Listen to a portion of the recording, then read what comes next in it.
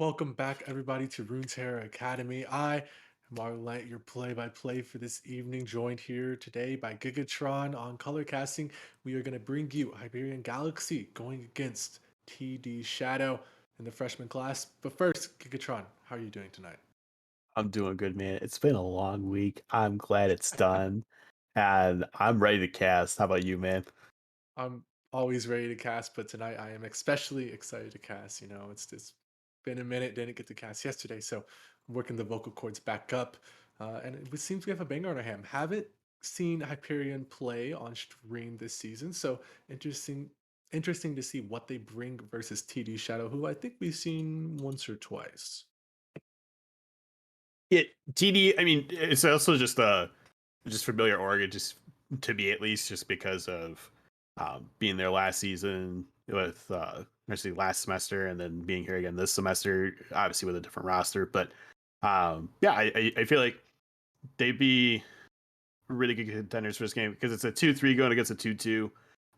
It's really a toss up for me ahead of time to kind of think about it. Mhm. I'd love to say, maybe Hyperion just because we haven't seen them, but it's I'll judge it after draft. I'll say that. I'll judge it after draft. That is very fair. And speaking of draft, we will be getting into it right at this very moment. Both teams are ready. Both teams are set and ready with the first ban Oriana immediately coming out of the table. So definitely trying to put a cramp on the mid laner style. But what other bans, what other strategies think is going to come out here from either side? Yeah, a lot of comfort bands. I feel like just it's probably gonna target mid lane a lot because I mean we're already hovering Vigar. We have the Oriana. Um, I know jungler there from TDS loves playing Hacker M, so it's definitely understandable of taking that out right away. It just because like it's just an annoying champ. It's like his Kane that he also plays too. Another annoying champion that uh, can ramp up really well, do a lot of damage, has a high amount of CC as well, and I think it's smart that they're taking away the Jarvan as well. But I wonder what this last pick's going to be. Absolutely. And we have been seeing the Tristana usually, in LCK as a red pick counter to Jinx, Aphelios, and stuff like that. So very smart, very forward thinking of Hyperion to take that out of the table, take that off the equation. And they're gonna drop the Shin ban, so looking to cramp some style, and that's gonna be interesting. A first pick Nautilus opens up a lot of options, but closes off a few of them as well. And it opens up to being countered in the bot lane. What does TDS respond with here? I like the Viego hover. Um, I don't know if you need to show it as P1, maybe you show it as P2. Um, Mhm. you could just pick Prio on your support. At this point, I also would just think just grab Viego, and then maybe your bot laner at this point, Mhm. just so then you kind of know what you're going to take into the Nautilus, whether it's something like Ezreal that's more that safe pick, or they're going to pick a mid laner and just go quirky. Yeah, very smart drafting overall. They like you show so much information with the Nautilus. Yeah, you can counterpick it at any point in the draft. You don't need to save your support for last. But with not showing your own bot lane as well, leaves open the Aphelios, so leaves open the Jinx, and it forces them to really decide which angle they're gonna go. And yeah, Corki and Viego picked up for the side of TD Shadow. Corki still throughout all of this meta hasn't truly been touched by the nerf hammer. Still very strong, still scales up very well. And with Viego, I think with the long range Corki damage that works well, very synergistic. They can get that early Viego reset in a fight and carry the fight from there. So maybe a Jinx coming up from the side of TD Shadow to really seal home that sort of reset sort of comp. But on the other side, we see the Zinzao, common answer into the Corki, into the Jinx.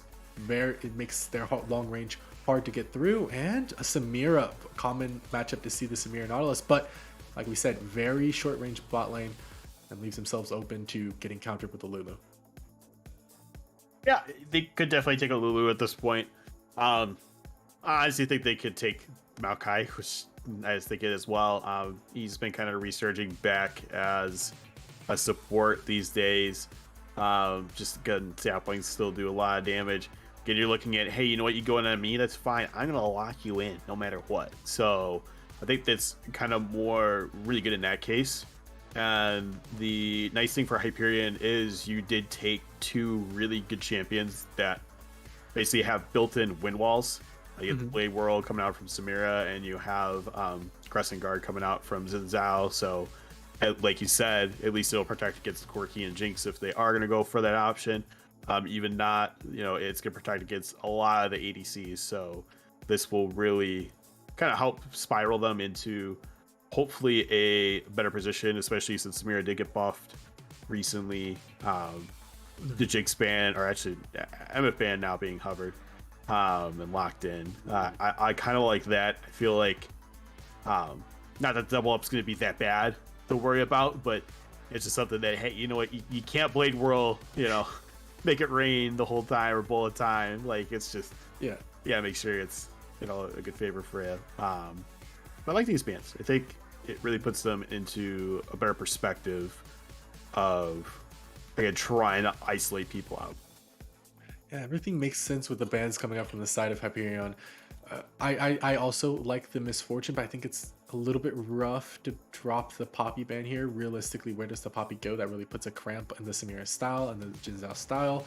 If it goes top lane, well, you're not really going to be affected by it, and you really don't expect the Vega to be going top in a Poppy jungle. So it's fine ban, especially when the Xayah is going to be the one to come out. So Maokai Xayah bot lane, or else of course the Maokai could be flexing top lane if it is a good matchup, but doubtful that we'll see that super uber good matchup for the Maokai to say, he's worth it in top side. I'm thinking something like a Kennen would have to come out for them to say, you know what, let's put Maokai in the top lane and look to pick another support here. But it will be Ahri locked in for the side of Hyperion.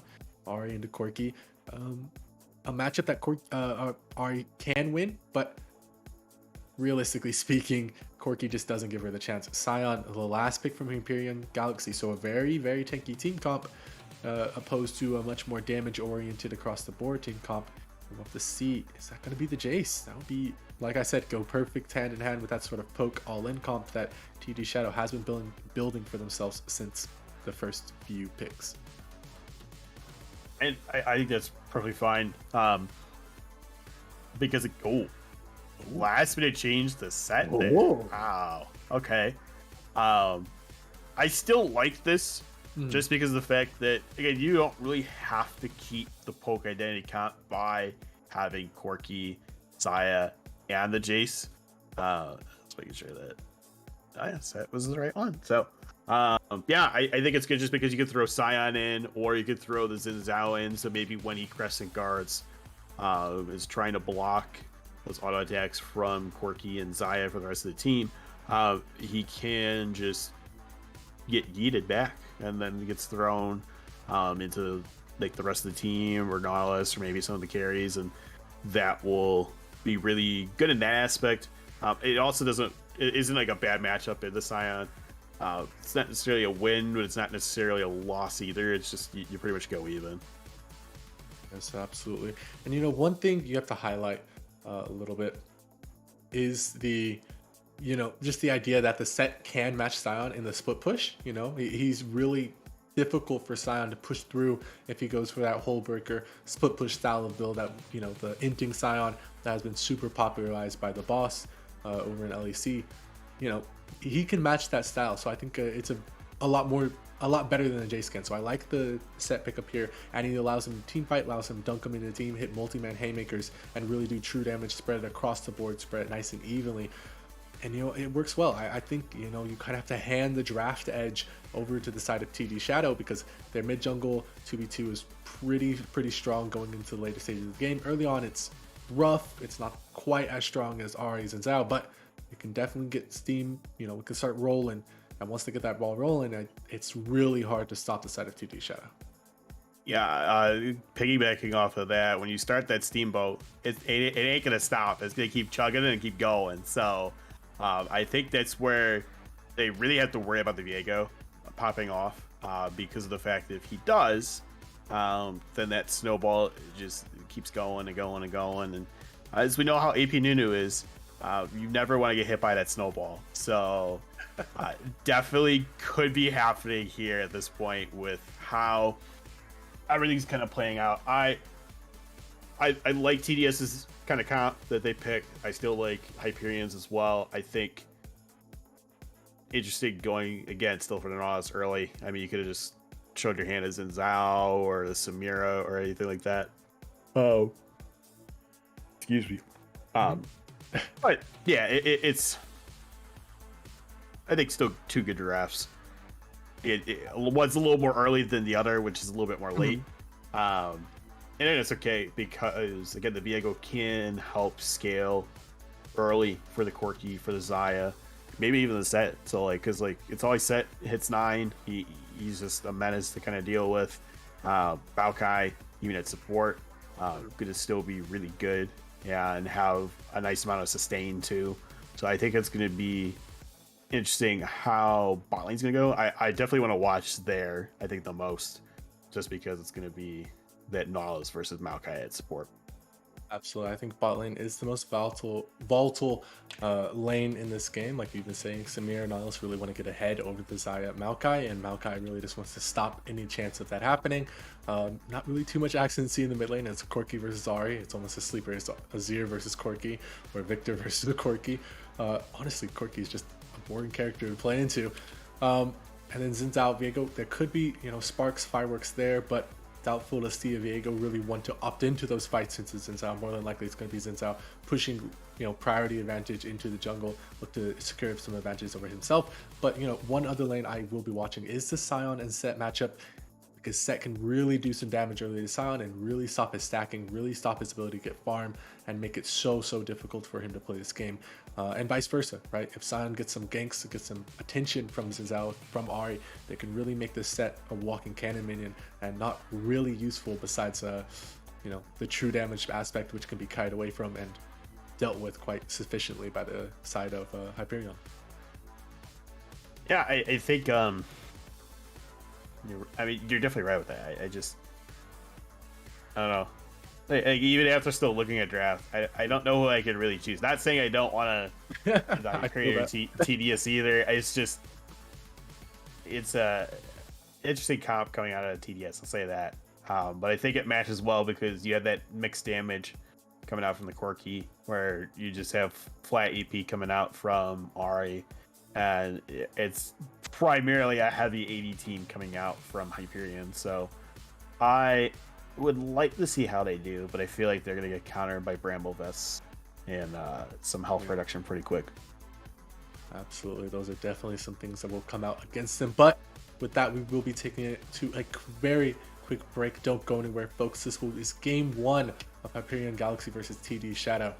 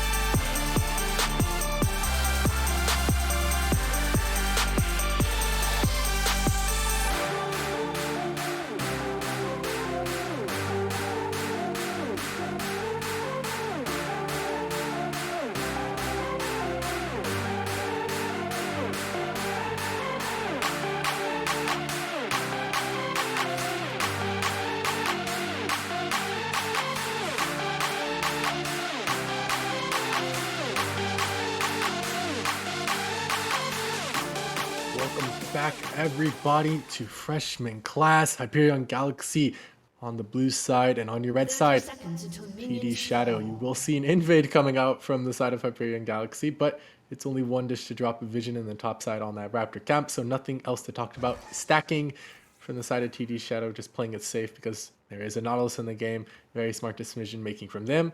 Nothing else to complain about, nothing else to talk about. So run me through. Do you see any interesting rune choices, interesting summoner spells to talk about here, Gigatron? Yeah, I do like that Minions have Arcs is spawned. going the cleanse here, just because you are going into Triumphant being on the Nautilus. You also have Zinzao who can get on you pretty quick and easy, as well as Poro, just because those two have really good knockups. So I think that's going to be great for both laning phase and team fights. The one thing I will say is kind of we talked about it, I know, in between waiting for break was all these Maokai I say Maokai skins, as we have applause right now, but um the you mentioned you love the astronaut, and the astronaut I think is great. I love the little meeps that come out of it, but unfortunately I'm a little more partial to Maokai. Maokai, I think Maokai with pink skin is definitely like my favorite, like chroma. I don't know why. It's just my favorite chroma. I always do it. That's very fair. But yeah, I mean the Meeps, man. How do you beat those? I remember what I think he came out with the TFT set with Bard, who could collect Meeps on your bench or something like that. That was fun to play around with, and I think that's a little bit why I'm partial to skin. It got me quite a bit of LP. Not that I'm even good at TFT. I mean, But it's just finding out the comp of the week and you play it. exactly. The new one is, I don't even know, but I've just been spamming Hextech plus Striker. Challenger, I think. Oh, that one's good too, but I think I just do like Hextech plus Challenger and just get Tryndamere like really too many items, and then I usually solidly hit like second place with that. It's pretty darn good. Oh yeah, I love so I started Hextech Striker. I did a double up with my buddy, but even before 2.5, I already had 7 Hextech between board and on my deck. Just waiting to like come in on my bench, waiting to come in. And I'm just like, oh my god. Yeah, this I'm like, this well, this is fine. this is fine. We know where we're going now. We're going at 6 strikers. And then Exactly. I got like an Irelia later for free, and I'm like, okay, yep, we're just full diving into this one. Oh yeah, I like the challengers too. I think I would probably go more Chemtech Challenger Mhm. if I can, just Oh yeah, that's because good. Yeah. I'm hoping that the Warwick and the Tryndamere ramp, from their passive with that, if you can get um the one Chemtech one that Mhm. automatically uh the augment that gives you it right away, like Oh for yeah, their ability. Oh, it's so great when you get that. it's so Um good. Yeah. but, but yeah. Well, with our TFT discussion dragging on and on, we are going to hop into a quick break here just to figure out some technical issues. Don't go anywhere. More TFT and League of Legends soon to follow.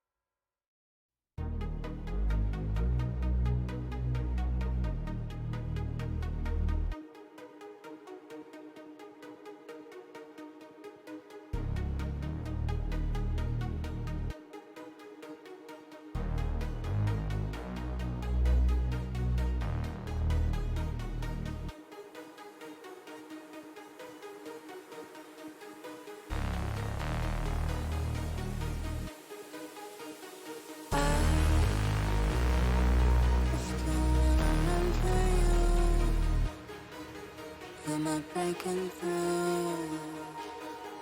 You feel me too. I still wanna run to you. Am I breaking through? You feel me too. I still wanna run to you. Am I breaking through? You feel me too. I still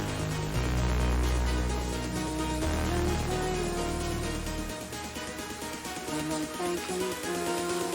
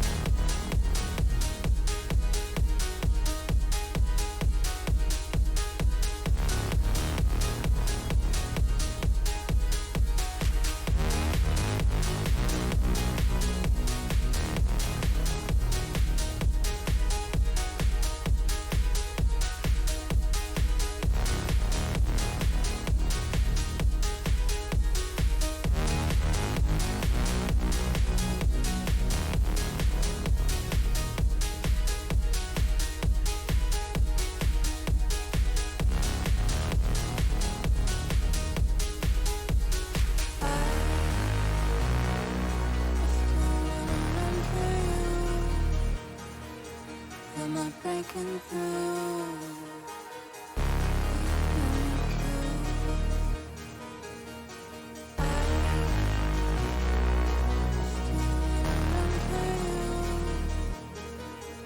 Am I breaking through?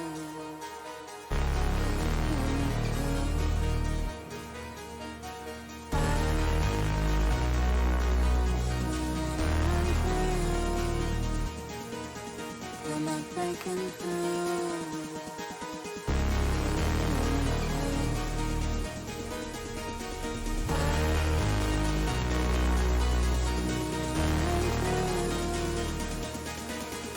Am I breaking through?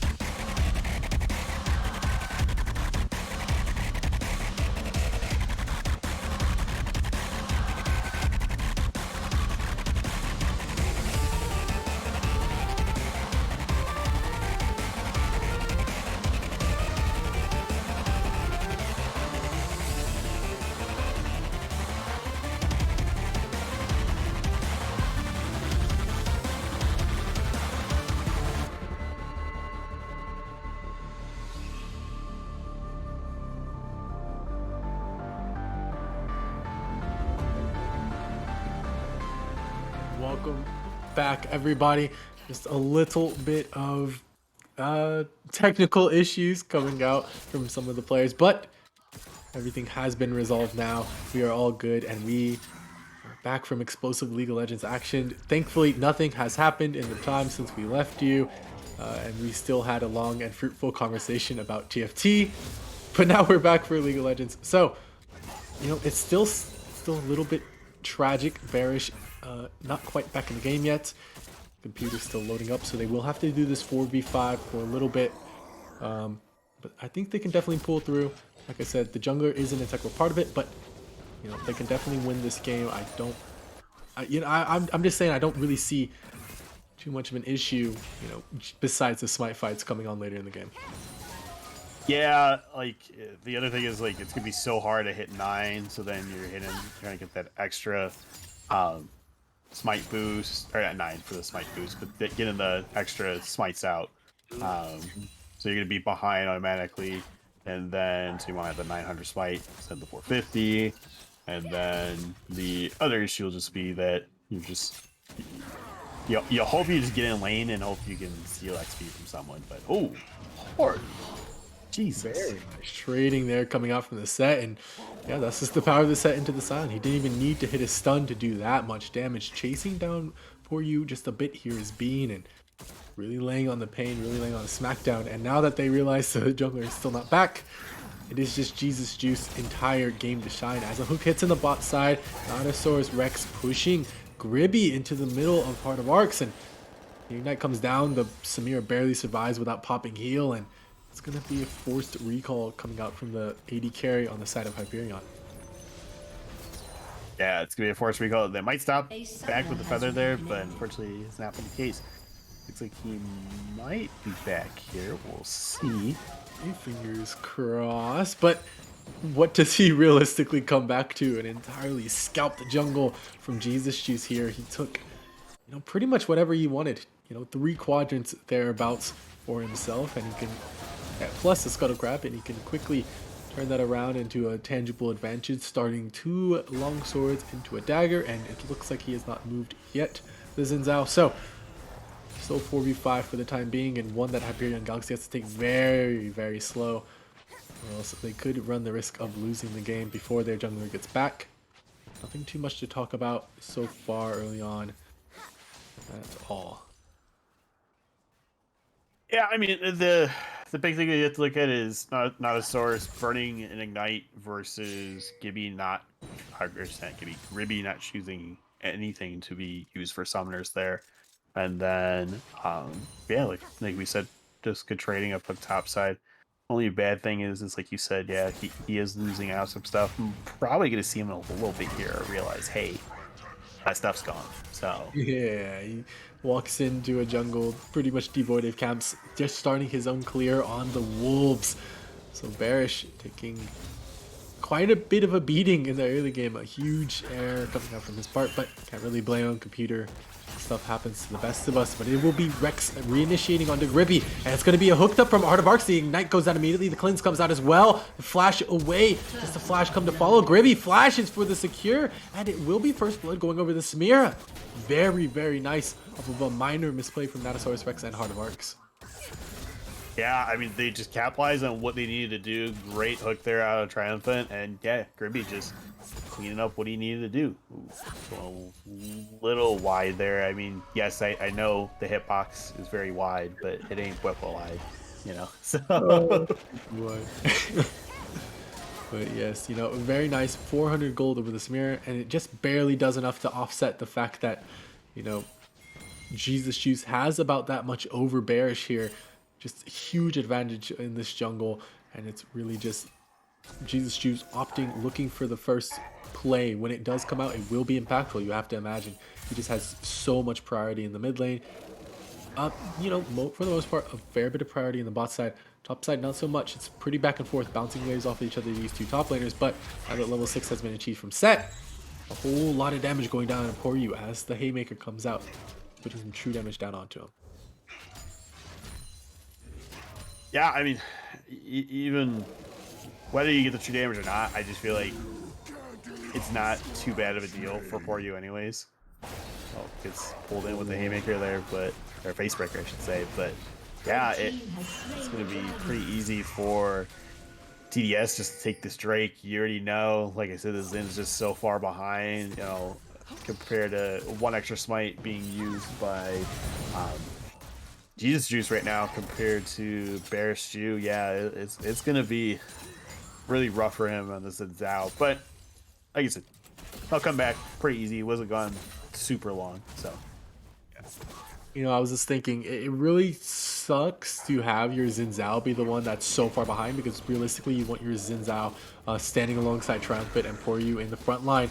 As we see hard trading come out from Bean MG here, just popping so much damage down to pour you. And oh no, Bearshoot is caught in the wrong place at the wrong time. He takes so much damage, level 6 to level 4. That's going to be seen the Dark stealing a kill away from his jungler, and Bean MG in the top side cleaning up another kill as well. Triumphant looking for a hook in the bot lane, doesn't quite find it. And as I was saying, it's one of the worst members to have get so far behind, because honestly, this game is just, you have to imagine, in the bag from the side of Jesus Juice. As a hook lands from Triumphant, Dinosaurus Rex does have to flash away, but opts not to use it as the ultimate goes down in the Heart of Arcs tonight as well. And yeah, it's just this bot lane from Hyperion Galaxy against the world right now, just trying to find advantages wherever they can. Yeah, and this is the thing that we were kind of like wanting to watch was like how well this bot lane does, because both teams can work really well. The issue is you have just a really strong comp with the Nautilus and the Samira here, and because of that, you have to wonder how's it going to affect the game. But oh no, Bearish walking into the wrong neighborhood again, forced to flash out there. The Viego pops the ultimate, pops the Heartbreaker, but doesn't quite find him with the damage with the slow, and will be Bearish using the Blast Cone to get out of dodge. But again, with the flash loss, with 17 CS from Camps to 68 at this time of the game, it is honestly just Jesus Juice game to run. Just look for the show, opting for the Noon Quiver, opting for a crit Viego build. Not something that we've seen recently in pro play, but can definitely work out, and I think is a little bit better, as we've seen BMG again drag back Pour You for another hard trade up here on the top side. Just look how many camps that Jesus Juice has yet to pick up. It's so very hard for Bearish to get back in this game. yeah, it's a substantial lead right now, and that's the only bad part of when you're not in here. You kind of lose a little bit more in that case, and yeah, it's gonna happen. I really worry too much about it, because he can come back eventually. He'll scale. Like, it's only down 2 levels. It's nothing. That's not too bad. But what I am again excited for is just kind of this bot side. I mean, Gribby showing that, hey, this Samira works really well, getting that lead out early onto them, and if they could snowball here, I think that this is going to be the blessing that Hyperion has, especially when you have the jungler here of Bearish Jew just being unfortunately punished because of that long DC. So it's very unfortunate he gets punished there. Another hard trade in top side, but nothing to write home about. It will be the first turret plate going over to this side of PD Shadow. They did take a turret plate in the soft side. Nothing taken in the mid lane, and they're just accruing advantages. Even though they're down a kill in the bot lane, they're still just accruing advantages and pushing their advantage even further. Jesus Juice looking for a gank at the bot side. Triumphant trying to get out of the area. He uses flash a little bit early. Dinosaurus Rex dropping the ultimate, finds the root. Doesn't have this stun coming out from Jesus Juice, but it doesn't matter. They drop the ultimate from Triumphant. Heartbreaker comes out, and it does find some work, but seeing the dark in the mid lane. Now it's gonna 2 fights all over the map, and Wall using all 3 ultimates to find See in the dark here, and it looks like he's gonna try and turn it back on the Bearish Jew, and nothing happens there. But in the top side as well, Pour You finding Bean MG. So just all over the map, very, very scattered stuff. But the most important thing to realize is that they just found, a kill on the bot side onto the Viego. And that is a horrible thing to see. You really don't want this Viego get that much further ahead. But a little bit of Ray's sunshine for the side of Hyperion Galaxy. Bearish Jew picking up a kill here, whereas their top laner picks up a solo bolo in return for the one he took earlier. So, even kill score and only about 1,000 gold separating the 2 teams. Not bad at all. No, it really isn't. And that's where I feel like they've been trying to get this team going that little bit better. Yeah, unfortunately, Triumphant dies there, but now you have get kills across the board for the map. Bears Jew slightly coming back there by taking the kill instead of giving it to the Ari. You have, like you said, the solo kill on the side, on a set there, which is really good. Again, this is a comp that these two pretty much go even for the most part, other than, I guess, one might favor a little earlier than the other, but as we know, Sign gets pretty tanky over time. But Will be Bean and G charmed up. It will be the bot side as Corki goes in with a package, trying to steal the Rift Hill there. Doesn't quite find it. Bearish getting so incredibly low. It will be the Haymaker, but he is damaged up enough for Bean to take him down with the slam. But it is just seeing the dark, caught in the wrong area, opting not to flash, saving his life. And Bean, Jesus Juice, Nanosaurus Rex looking to contest something, but you know, they picked up the Rift Herald on the side of Hyperion Galaxy. That can definitely be used to get some gold back into their pockets, but I don't quite know if it was worth it for Seeing the Dark to take that fight, take the kill like that. And you know, one thing you have to highlight is how much gold was given up on the boss side of the map. Even though Grippy did come up here to take this objective, look how much gold Heart of Arcs was just able to accrue just from taking down some turret platings and farming, out-CSing his opponent. It's a rough one. Here for the ADC of Hyperion Galaxy. yeah, I mean, you have to look at that. I mean, it's a little harder for Grimmy now, but I think the other thing too is, like, you have to look at that now that Bears Jew is starting to slightly get back in there. Hopefully they will kind of get that little bit of a boost that they've been needing. Again, Oryu's just gonna get tankier with the Scion as he keeps killing things. So they really need to worry about that. And look at his items. He's already got the Hull Breaker, just like the set. Yeah. But he's got the slight advantage. He's got the steel caps, and he's got the 2 ruby crystals. So I think this is where he doesn't even have to go Prowler's Claw. He could just go damage as we see. Jesus Juice barely getting dodged away from Wall on the top side of the map. Looking for a gank onto the Scion, and he has the ultimate to get out, but do they block it successfully?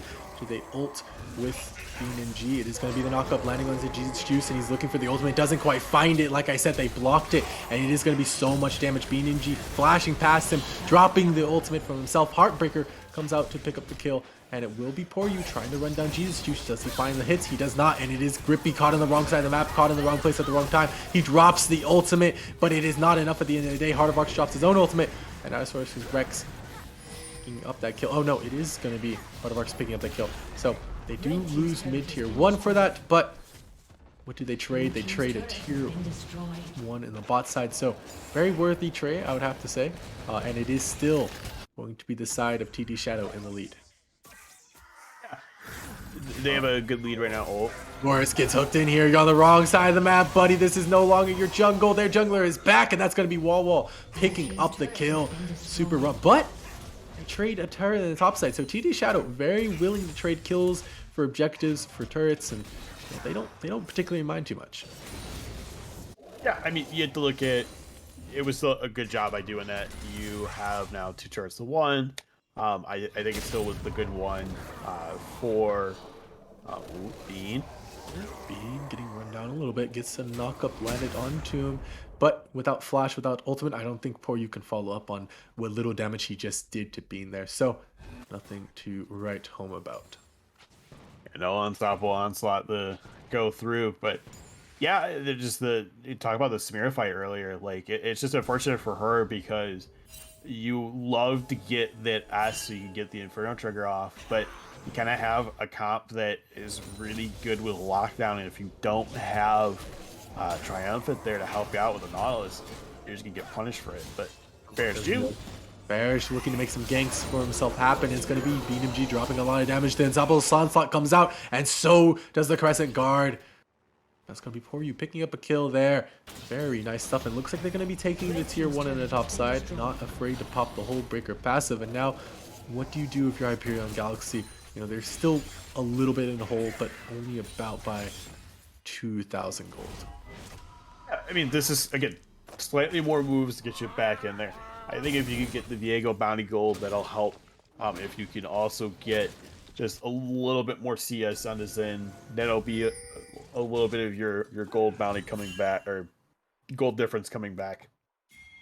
Since they do have gold bounties coming up soonish, this should help them out, because they are down that a little bit more. But I like that they're top lead for straight. Nanosaurus, buddy, what are you doing again in the wrong place at the wrong time? Forced to drop his ultimate, but that's going to be Triumph dropping his own ultimate, looking to chase him down. But and Grippy, Triumph, but trying to engage on a Nanosaurus. A flash out from Grippy, he drops the Inferno trigger, and it does more than enough damage. It's going to be Heart of Arcs looking for a kill back, doesn't quite find it. Jesus Shoes gets caught up in the scrum and gets taken out. No flash for Heart of Arcs, so he's just a sitting duck here. Oh, Wall finding himself so dangerously low, but it doesn't matter at the end of the day. It's a 3-for-0 plus a Drake and a turret in the top side, all going the way of Hyperion Galaxy. So, they're quickly able to turn this game around. I think they just find the turret here in the bot side as well. Yeah, they're playing this macro very well, even though they've been behind. They're trying to take advantages as much as possible. You had, again, just the Rift be used mid. You get the first turret gold there. Now you lose your bot side and top side. You trade it back to top, so you get yourself even. You get the top side inner, as well as Drake. You got the extra kills that's needed on Samira, as well as between Ari and the Zenzel there. So I think, yeah, it's just really good that they're coming back that a little bit more and more and more. Now they actually have a gold lead. They're up 1.6k. Yeah, very nice from them. And speaking of that 1.6k, look at the item differential on the top side of the map alone, right? 4, 2, and 0 on Poryu. Opting for the Sunfire Cape, has the completed boots and has the Hole Breaker. He's an unstoppable machine. This Scion, I really don't think anyone can match him at the current moment. BMG struggling to catch up to just the ferocity with that. The Scion has built up his own lead. And then in the mid lane, 2 and 0 on the Ari, has the Everfrost opting for, what could that be? Probably a Cosmic Drive, I think, or maybe just going to go for the defensive item with Lasagnas. Either way, super strong on Wall here as they go for the second Rift Herald, and maybe we see a contest up from the side of TB Shadow. Huge rocket lands, but they're just going to drop the ultimate. They're content to bait out the flash from Triumph, and he's going to be going in. Bean and Jean gets hooked up, gets knocked up, so much damage. The charm comes through as well, and even through the Haymaker shield, it's just not enough. Rex getting caught on the very end of that knockup. That's going to be a double kill going over for Wall, and with the Rift Hill to get taken up, I think they just group and push down mid, look to get some turrets, and look to get some damage. Yeah, I mean, the big thing here, too, is you're going to have Rift go down here. You're going to have Scion, who, if he had the Unstoppable Onslaught, would have done extra damage to the turret there. But, yeah, he had really good knockups. He had just great lockdown follow-up from his team. Scion doesn't care if he dies, because he can just mash the turret down. Yep. Just like you said, does get knocked down, but does take down the turret. Exactly as predicted. Very nicely done. Exactly. I mean, and this is where, like, you don't have to have full inting Scion of going just the assassin items with just full AD and everything. You can still do it with the tank, just because the tank style, you just get the Hull Breaker, you go more tank items, and you're usually good to go. I mean, you can deal with a lot there. I think the great thing for you there is he does have the Steel Caps, Thornmail, and he's got his Mythic already going, again, way ahead of time compared to Bean. And this is where Hyperion gets that little bit of a difference for themselves, because of the fact that, hey, they're showing that we're keeping up, we're doing more, even though we got behind with our jungler is getting there. And you have to look at it. He's only down a level now, so they're getting there with Bearshu. It's just, you still have to wonder, can they keep this momentum going? Yeah, that's the real big question, because even though they are up in the top side, they are up in the mid lane comparatively, it doesn't really, like, he has the 4 kills, but it doesn't really feel like that much, right? Because the Corki does have the 2 items to match the Ari's 2 items. They do have 2 items on their AD carry, whereas they only have 1 item on their Samira. The Viego building towards his second item here, where it's still a little bit ways away from the side of Bearish, and the only person who really doesn't have the Mythic in this game is going to be Rex, as they maybe look for a play on the Poryu, but nothing comes out of it. So yeah, it's just super rough. But Quick check on the Corki. He does have package ready and available. Looking to use that as we have a Drake spawning in about 40 seconds.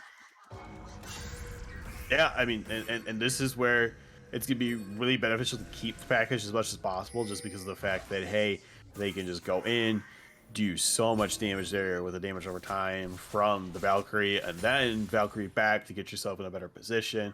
Hopefully batter people down with those rockets and the Gatling gun. But looks like we're going to see Hyperion is just clearing out some wards here around the pit.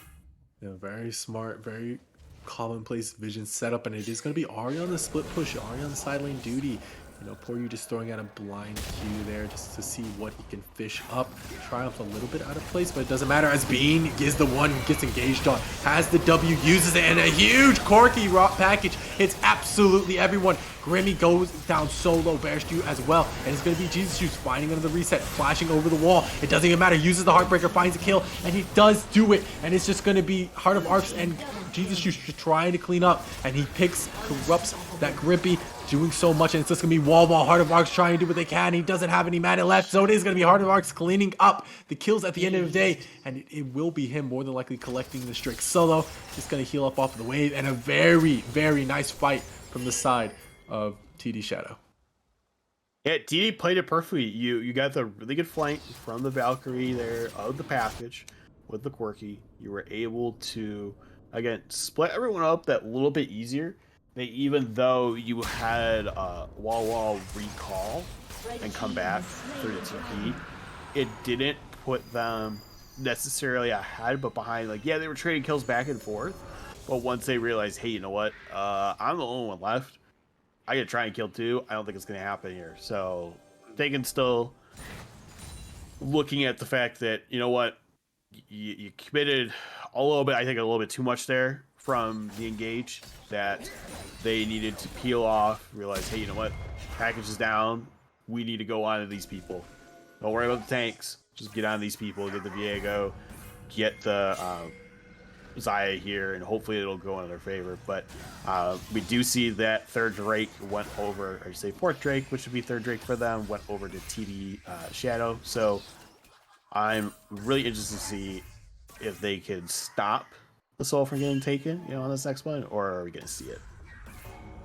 Really interested to see what they do as well. And you know, one thing I just want to highlight: Wall didn't, couldn't get the full recall off, and unfortunately was forced to back with such low mana. I think if he had a little bit more mana, he definitely could have won that fight in the Heart of Arcs. But Heart of Arcs is cleaning the mid lane. Look at it, it's going to be flashing from Triumph, and look at that Bear Stew on the flank. It's going to, them finding the wind becomes lightning. It's going to be Grippy picking up a huge shutdown onto the AD carry from TD Shadow, and that's going to be their way into the base. They're going to be starting to make their push onto the inhibitor turrets, and what's the response? You know, BNMG has to back here. Porio trying to do what he can, trying to take down his turret. See in the dark, trying to stop it the best he can, but he only has so much damage. They peel off, and they're going to be looking for the Corki here. Triumph doesn't have the flash, throws out a Q, doesn't quite hit it.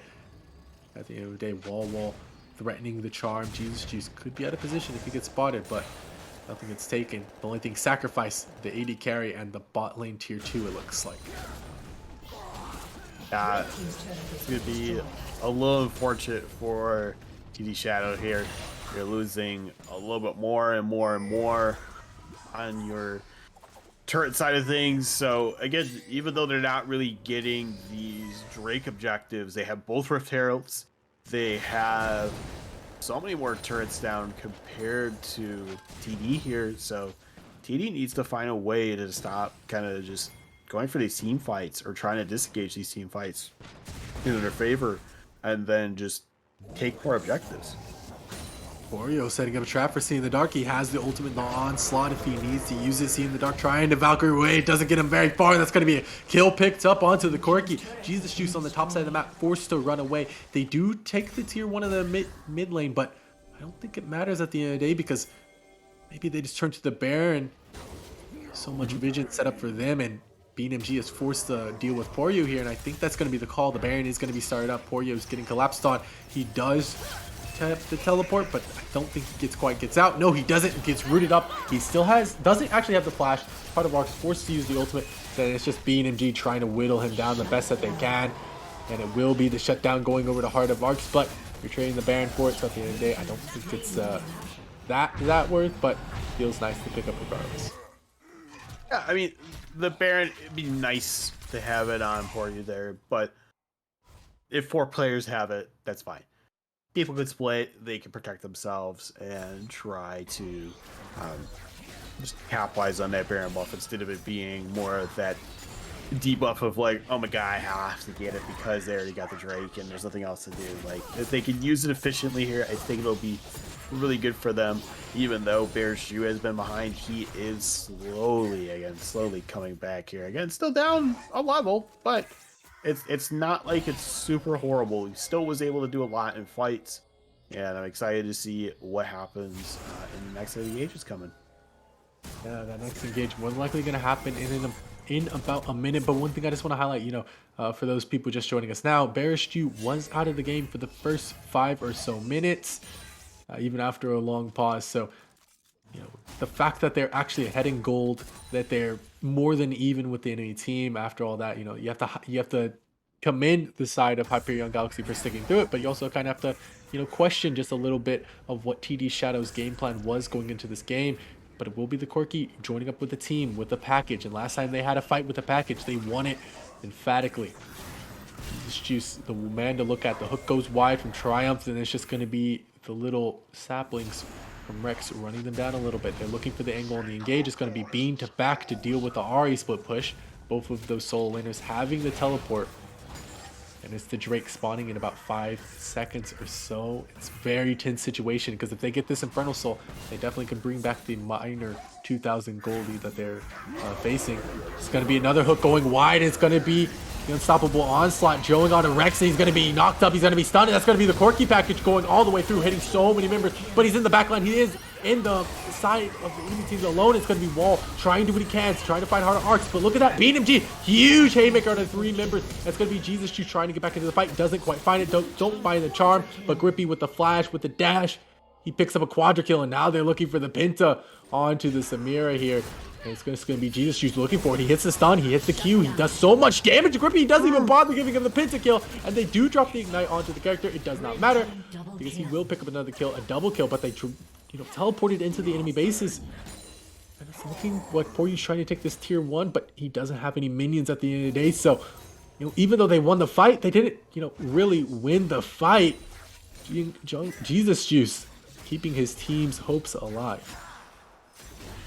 This is what we have to worry about with Viego too, because not only does he have Shield Bow, he has Bork. So he's got 2 good sustain items. So when he can get those extra autos out, especially from his stab from his Q, like you're gonna have just so much healing. With the weight of the Rune King. Huh, weird. We have 2 items that are named that. Anyways, I should say item and ability. But when you use Blade of the Rune King, it is one of those ones that you're just gonna get those extra autos, you get really good sustain with it. And this is why a lot of people pick the Viego, because it can add a lot of sustain, a lot of damage, and be consistent with that. So when you take those 1v1s, especially if you have a Fed Samira coming at you, you're able to still kill her. Like you said, you're still able to kill her. But speaking of Fed Samira, 3 items on Grippy here versus the 3 items of Jesus Juice.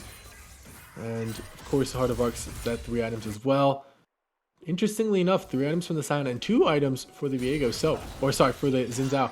So many members on the side of Hyperion Galaxy getting that, and it will be Koryu dropping the ultimate on the boss side of the map, and it's going to look like Corki's he's in the wrong territory. He's on the wrong turf.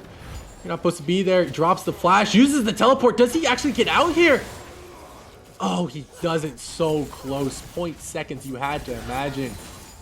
His body did manage to get out, but his soul was left in the bot lane. Very sad stuff. His soul, unfortunately, has moved on, and it's one of those things that you really have to worry about the Scion, because Scion just gets so beefy, has so much damage there. People don't respect it. And look at it. He's already got 5k health, basically. He's getting ruined here by Nanosaurus Rex.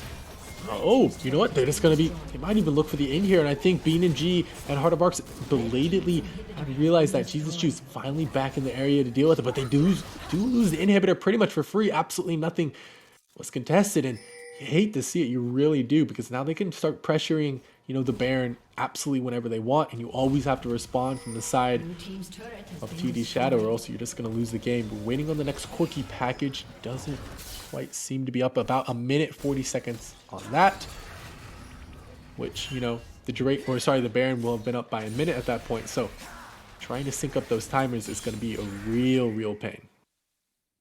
Yeah, and I think that's unfortunate when you have like those teammates that use abilities like that. You're just not able to sync up what you think is coming up next, and it would be nice if like things could change, like cooldown for him or anything like that. Because I think package idea, if it came up sooner, would be great. I kind of hate that it's like after 5 minutes. Oh, hey, you get a package. Maybe every 3 minutes it'd be better, based on.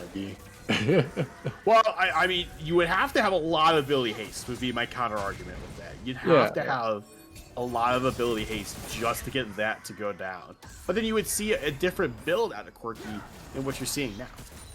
That's fair enough, I suppose. But the vision is being set up from the side of Hyperion Galaxy, so finally we see the Baron dance, but it's ended very quickly. Poryu opting to drop the teleport immediately, and maybe they look for the engage. Jesus Juice forced outside of the area of the pit. Part of Arcs, seeing the dark they are around, poking over the wall, trying to do what they can. The charm goes wide from wall, absolutely nothing, but BeamNG is finally teleporting into the back of the pit, and they drop the Rex's ultimate as well. It's going to be a double root, and it is going to be BeamNG, but on one side of the fight, and on the other side of the fight, it's going to be Heart of Arcs immediately dropping the ultimate.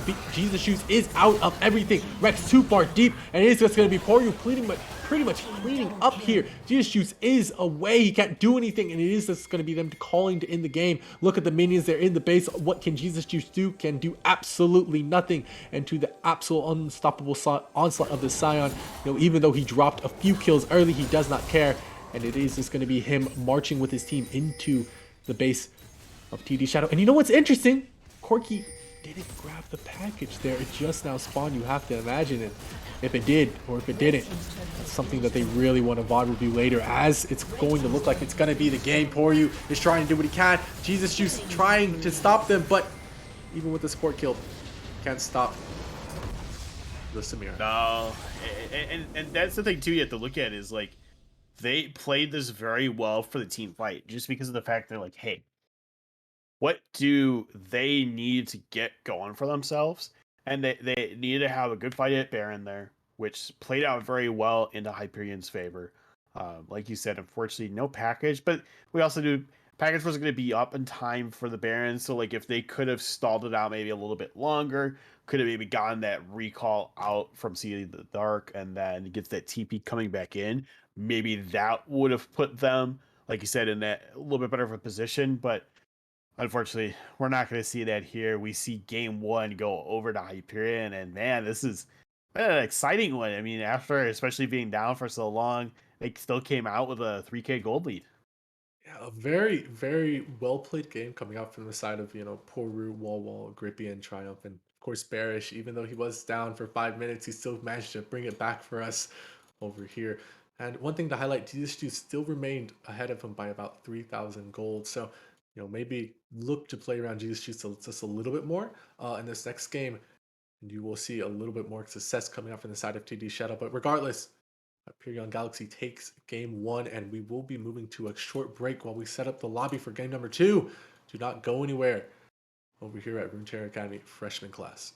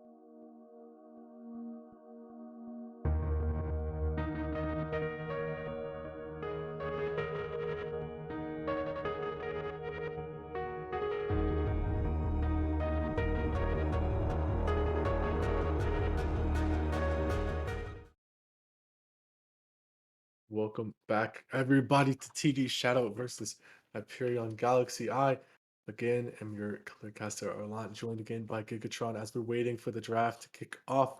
Both teams are ready to go.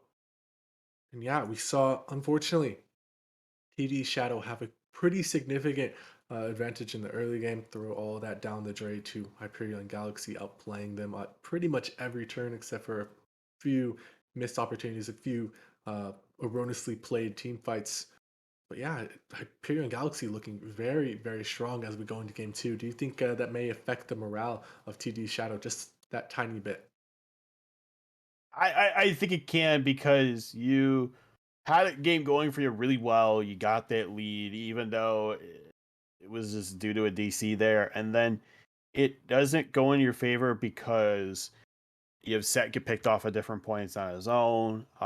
You have not a Source Rex trying to sit up for some good things, but his team's not following up there and getting to him in time, so it makes like questionable bait ones that sometimes go in their favor, sometimes not. You have Viego, who unfortunately just his W just gets outranged by Zin's, and that's where people don't realize like Zin does way too much damage there, and that they need to kind of respect it. So this is where I expect a lot different bans happening here in this game too.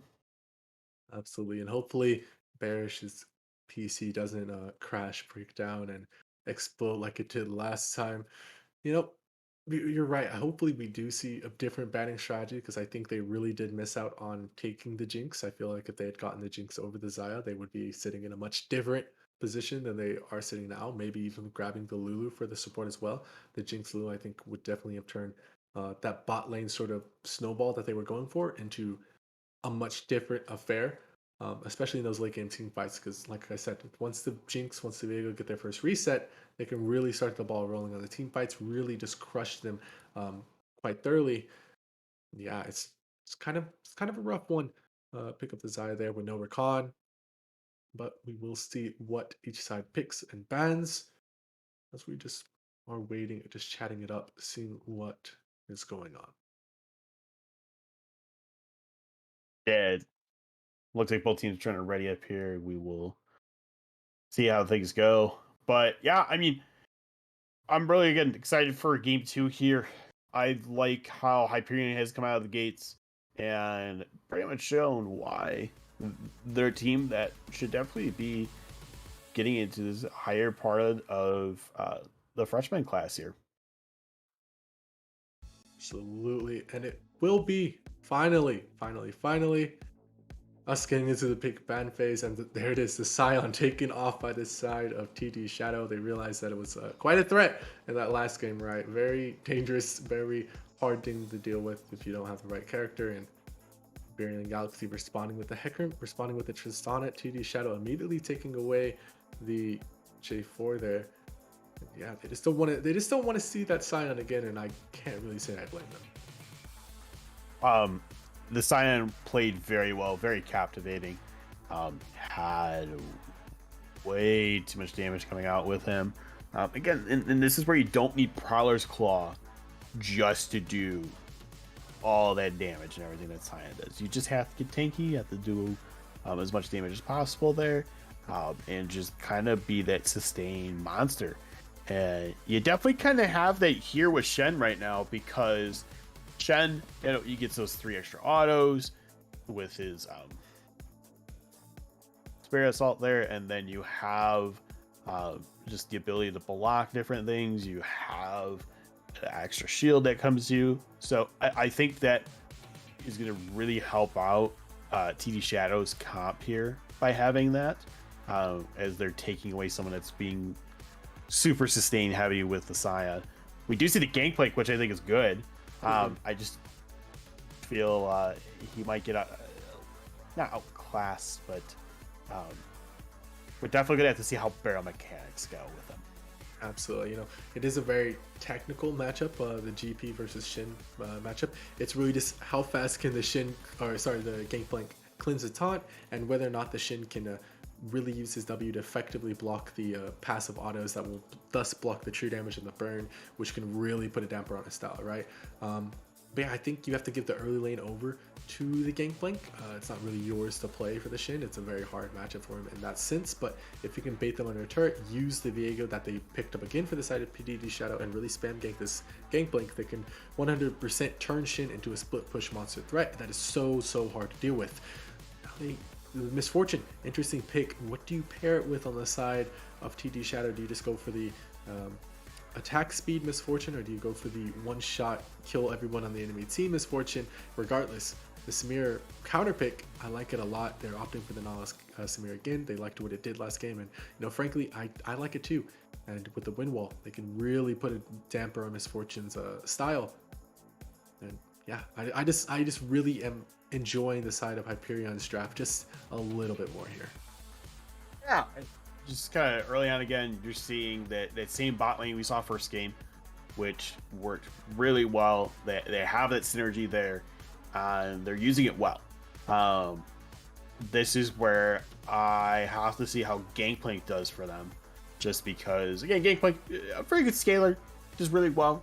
I think it's just, again, because you said it is more that technical kind of a matchup. Do they find that nice hidden tech of the Gangplank and just be able to, again, get those really good barrel mechanics, get the good parlays off just to try a trade for some sustain? But we will see soon as we figure out who this fourth pick here is going to be for Hyperion. Ooh, they go with the Zendao again. Okay. For this is they said we like the matchup, let's run it back, but this time with Barish's PC working, and you know what?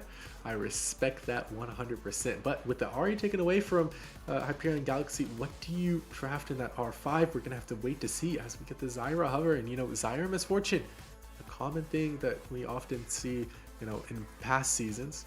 You also might see the spicy little Ashe Misfortune if you feel like going for that angle, but it will be the Zyra picked up. A nice counter pick into the Nautilus. You have to respect it, and it makes Zenzao's life that much harder to engage as well. And it also offers good disengage even with the Gangplank ultimate raining down around you. So very much enjoy this Zyra pickup here, and it really just comes down to, do we want to blind pick the Corki again? More than likely something that will get countered by the Victor, or do we do something special? Do we something unique, something crazy? Or we can also keep it similar enough with the Syndra as well, a control mage. I mean, the Galio, however. There it is. Oh, back to the center. Yeah, like the Galio, I think could have done well too. An extra tank needed, essentially, with the Shine, just to kind of combat that. You have a really good bruiser that you're dealing with the Zenzao and the Gangplank and the tanking Nautilus. So I think the Syndra will work well, potentially, whoever it's going to be in the mid lane. I just look at really good amount of damage, really good amount of stuns coming from the orbs, and we see Vex is picked up. Oh, that's a rough one from Hyperion Galaxy. I think the Vex and Zao can definitely work well together, but picking Vex into Syndra is quite literally handing the lane over to Syndra. You have to imagine it's just one of Vex's worst matchups of all time. It's really hard to play. It's definitely outplayable, but it's more on the Syndra, mispositioning, not being where she's supposed to be, and being where she isn't supposed to be, to really lose the lane. So, that mid lane, that mid jungle synergy, I have to give it more to the side of TD Shadow on this one. Hyperion Galaxy, it's a little bit rougher to really get their combo off. Bot lane, it's really a matter of if Samir is good enough to win wall the root or win wall the Misfortune ultimate, and if Nautilus can somehow stop that as well. And then on the top side, it's 100% Hyperion Galaxies. You have to imagine, unless Vega can get up there and start doing some ganks, start working his magic. But we will have to see. What interesting lanes are you looking at in this game? Um, hmm. I mean, we've seen the bot. I think the bot's still gonna be an interesting one. I really want to see the matchup of Viego and Xin Zhao, because I would like to see him have his PC work and everything right away, and just see how his pathing goes. And do we get those scuttle fights? Do we get maybe earlier ganks coming out of him because he's able to start that red and just go smack down in the mid, or get that top side rolling? Excuse me, that a little bit more. That's where I look at that the gangplank. Maybe if we can get ahead, would be great. But I think that's the other lane I would watch is the jungle top, just because top you have an interesting matchup there. Like we talked about, more of that mechanical tech of trying to figure out, okay, how do you land everything, so that's why you trade well compared to dealing with Spirits of Refuge, which it is a great ability but also annoying at the same time. Absolutely. So yeah, wombo combo coming out from the side. TD Shadow versus more split push side from not split push, but more of a catch looking like it for the side of Hyperion. They use the Gangplank ultimate to cut off members, use the Nautilus to grab those separated members, and Zhao, Vex, Samira all jump on top of them, beat them down, and then they have the Vex reset ultimate to continue the fight if they want to, but they obviously don't have to. And then TD Shadow, they really want to group as 5, really want to respond with the Shin ultimate onto the target who does get jumped on, and I think that's very nice from them, so they can really just help out whether or not the Misfortune or the Zyra or even the Syndra gets jumped on, or of course Viego as well, all prime targets for the Shin reception. But again, we're really looking to see Jesus Juice shine. Last time he really didn't, even though he got such a huge advantage, and I want to see him actively use the advantage this time because I feel like he can make some work happen. Yeah, I think he could too. I think it's just when you're trying to play careful and not overcommit, because you're trying to think, oh, well, Bears can come back from it, or we don't want to give over any more kills than needed. Yeah, I think that's just, again, one of the things that they just have to make sure they play correctly and figure out if they can get that setup going for themselves for a TD Shadow. I like this one because it's a little interesting. You get a Zyra now this time with the MF.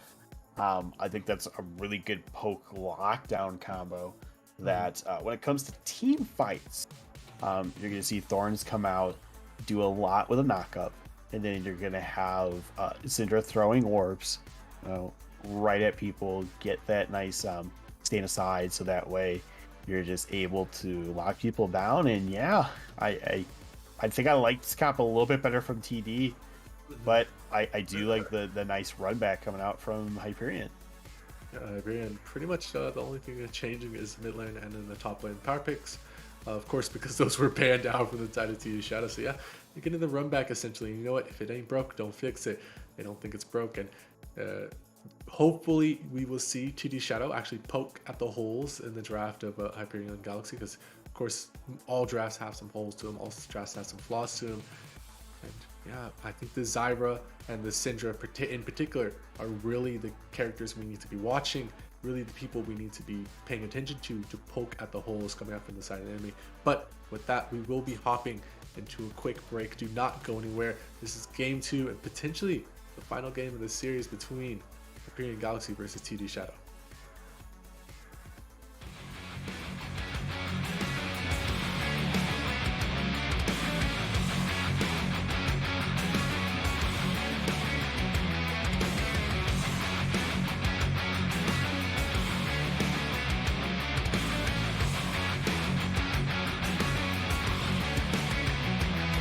The unknown terror that stood alone.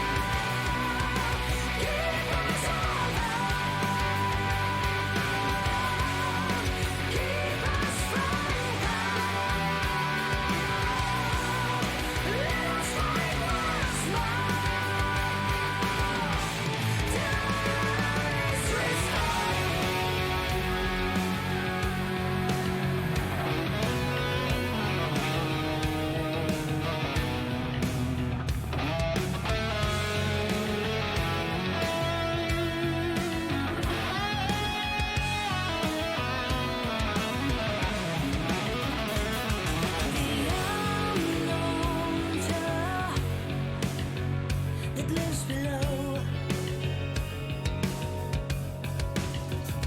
Breathes the flames from the dying suns, and lives to wake the dying ones. The dying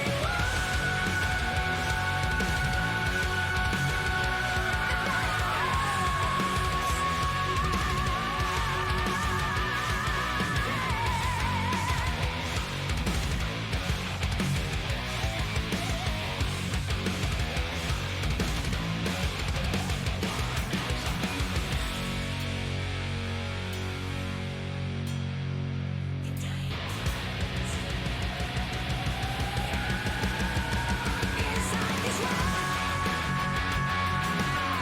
there is no way back to forget us.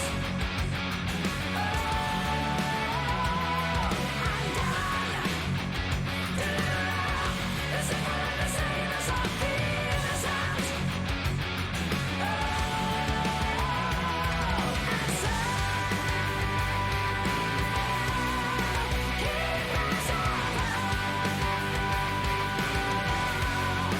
Keep us running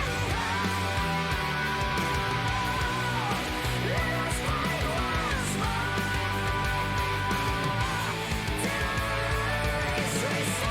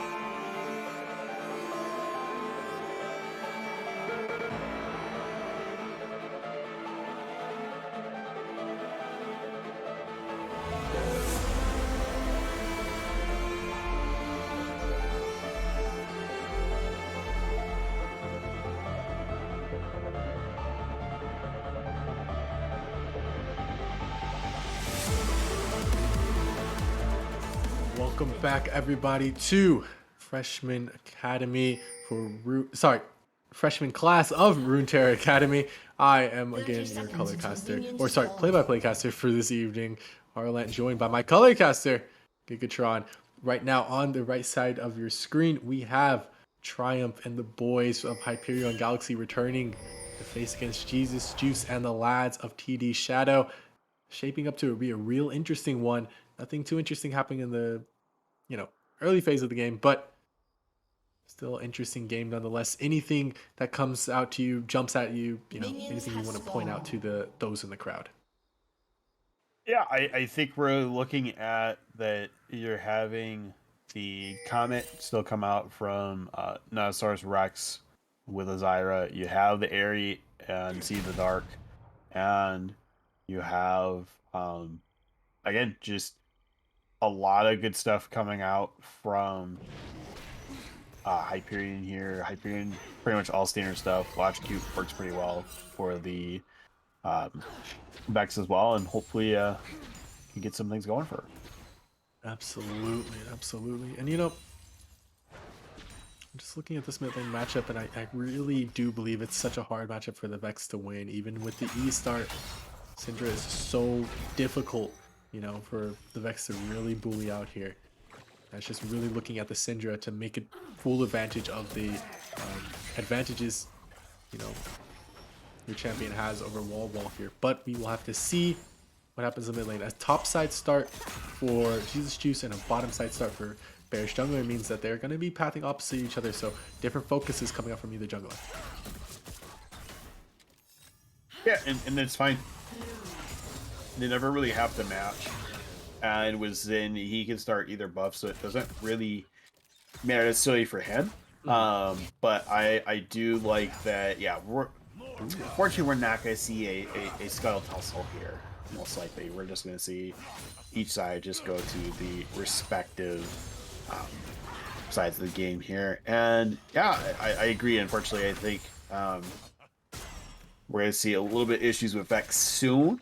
I think it's more once you hit this 3 to 4 here with Seed of Dark, you get those spheres out that little bit more, then you're able to do a lot. But looks like Little taunt under the turret there. Poor you taking a turret shot, but look how low BeamNG is. That's just a flash auto Q for Poryu, and that's first blood going over his way. Yeah, I think BeamNG recognizes that threat that this Gangplank poses him. 14 CS to 3, and he just lost a huge wave under tower, hasn't been able to collect a lot of it, and it's so much damage. But Grippy, the one taking so much damage in the bot lane, looking for the stun to land, doesn't quite hit it, goes instead on the Triumph. He's forced to flash out there, throws back the hook, misses it, and that nothing comes of that gank besides a blown summoner. yeah, and you rather would see it on Ribby than you would on Triumph, because Triumph still gets that Hex Flash.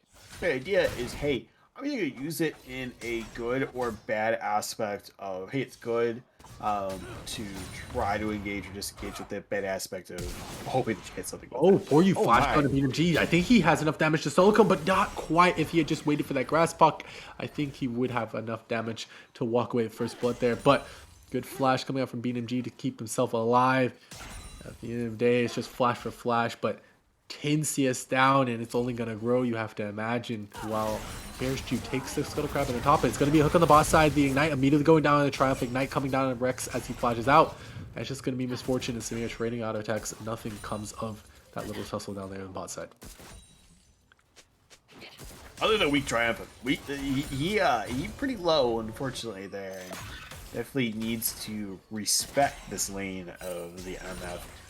Because you could have just a really good double up go on Gribby, and it could just kill Triumph in there because he's so low right now. Like, heaven forbid it's one that could crit. Oh, it would just be a nightmare for them. But this is where he is playing a little bit more safe, trying to still protect his ADC there. And I'd like to see if we can get Bearstew down here to get that gank going off for them on the bot side. Another long range hook from Triumph, and honestly, he's been very on point this entire series. They're looking for the last kill on Dinosaurus Rex, but he doesn't quite find it. It's going to be a flash for Heart of Arcs. Grippy stuttering a little bit, and he does manage to get out with only taking one auto attack, but it's going to be Heart of Arcs picking up a double kill, and they just went a little bit too deep there on the hook from Triumph, and very well played from the bot lane of TD Shadow. Oh, but Bearstew flashes in, looking for the dash, doesn't find, the winds become lightning, and he takes another tower shot first double. Very unfortunate losing your flash like that pretty much for free. And this is where a lot of teams still like to be aggressive with their junglers, hope that, hey, I could just hit everything with this and knock them down, and unfortunately not going to be the case here. But you did see that Arcs and Dinosaurus Rex were one of the two that pretty much died here in the trade back, you know, or I should say part Arcs didn't die. Dinosaurus compared to the two that died there in bot. And you've got a lot of sums out of this across the board. I mean, no sums coming out from TD, no sums pretty much coming out from their side too. Oh no. I think Bean? he found the barrel. Bean, what are you doing there, buddy? But he does take a tower shot, and he takes two. Ooh. That's 1 HP there on the gangplank, quite literally single digits HP, and he can't follow up the kill him beam. That sucks. You really hate to see it. There's Jew and squad taking the Drake here. Almost taken away by the plants, but yeah, they nothing comes up. Laporu waiting in. Ah, but he has a ward up there. He never walks in the range. He never, right? No, I think he's good because of that. And it's playing smart because you do want to have those extra wards out as much as possible. You know you're going to get pushed in. So the best thing is, hey, keep your wards so you can have one on that brush there.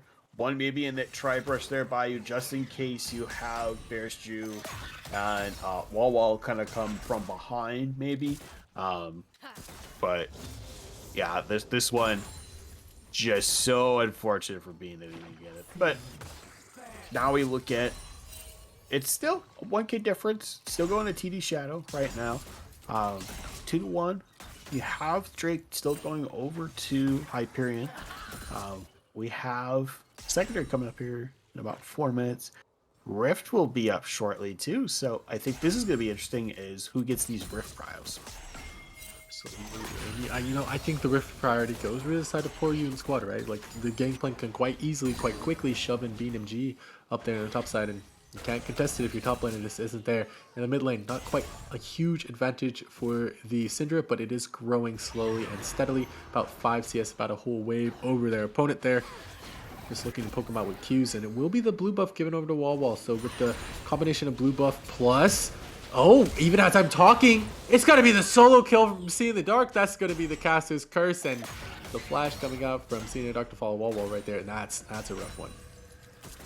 Yeah, in Wall, I think the problem is you don't really get going until you can have team fight phase. Unless you're going to roam bot or top or like somebody fighting at the Rift trying to get something, it's not going to work out in your favor. Absolutely. And one thing I just want to highlight, it will not be the burst one-shot Eclipse Misfortune. It's going to be the press the attack. It's going to be the attack speed Misfortune. So the ultimate looking to crit with the multiple waves there. Very interesting, I think, as we see the rotations come out for the Rift Herald and top side. So Hyperion, despite being down some gold, opting to focus down this objective. Not looking to really trade the Hextech Drake because it's not up yet. So I think this is a very good pickup, especially if it goes on the gangplank here, drops it topside, and looks to really hard snowball this matchup. Yeah, I think it could go very well.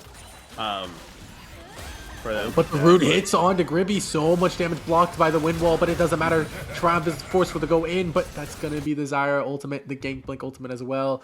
And in the bot side of the map, it's going to be Jesus Juice picking up his first kill, looking to snowball really hard. And Bearish Jew trying to do some damage on the Bean and G, but it doesn't matter. He drops the Crescent Guard. Bean and G just walks away from it. Yeah, and Spirit's Refuge does it so much. People don't realize, like, even when you're using abilities at a lot of different times, it really isn't going to go through just because it gets treated like that, like, weird auto attack mechanic. Like, and I love it. So it's just really good by Shen how he's playing here. But oh no, Wall. Oh, is this another solo kill from Seeing the Dark? He doesn't have flash to follow up. Wall doesn't have flash to get away, but Bearish Jew is the one who's going to flash in instead. And he hits the ultimate from Wall, but the Shin comes down as well, and they're trying to survive, just doesn't get it off. So close to getting a double kill there. But it's going to be Bearish Jew and Wall turning around the Syndra engage right there. Yeah, and I think this is where it really helps out that you had Bearish Jew line up for a really good kill on See the Dark. Got 3 Talent Strike going out, and you had Sail Church coming out from Vex. So I think with those two, it really kind of just helped ramp her up that little bit.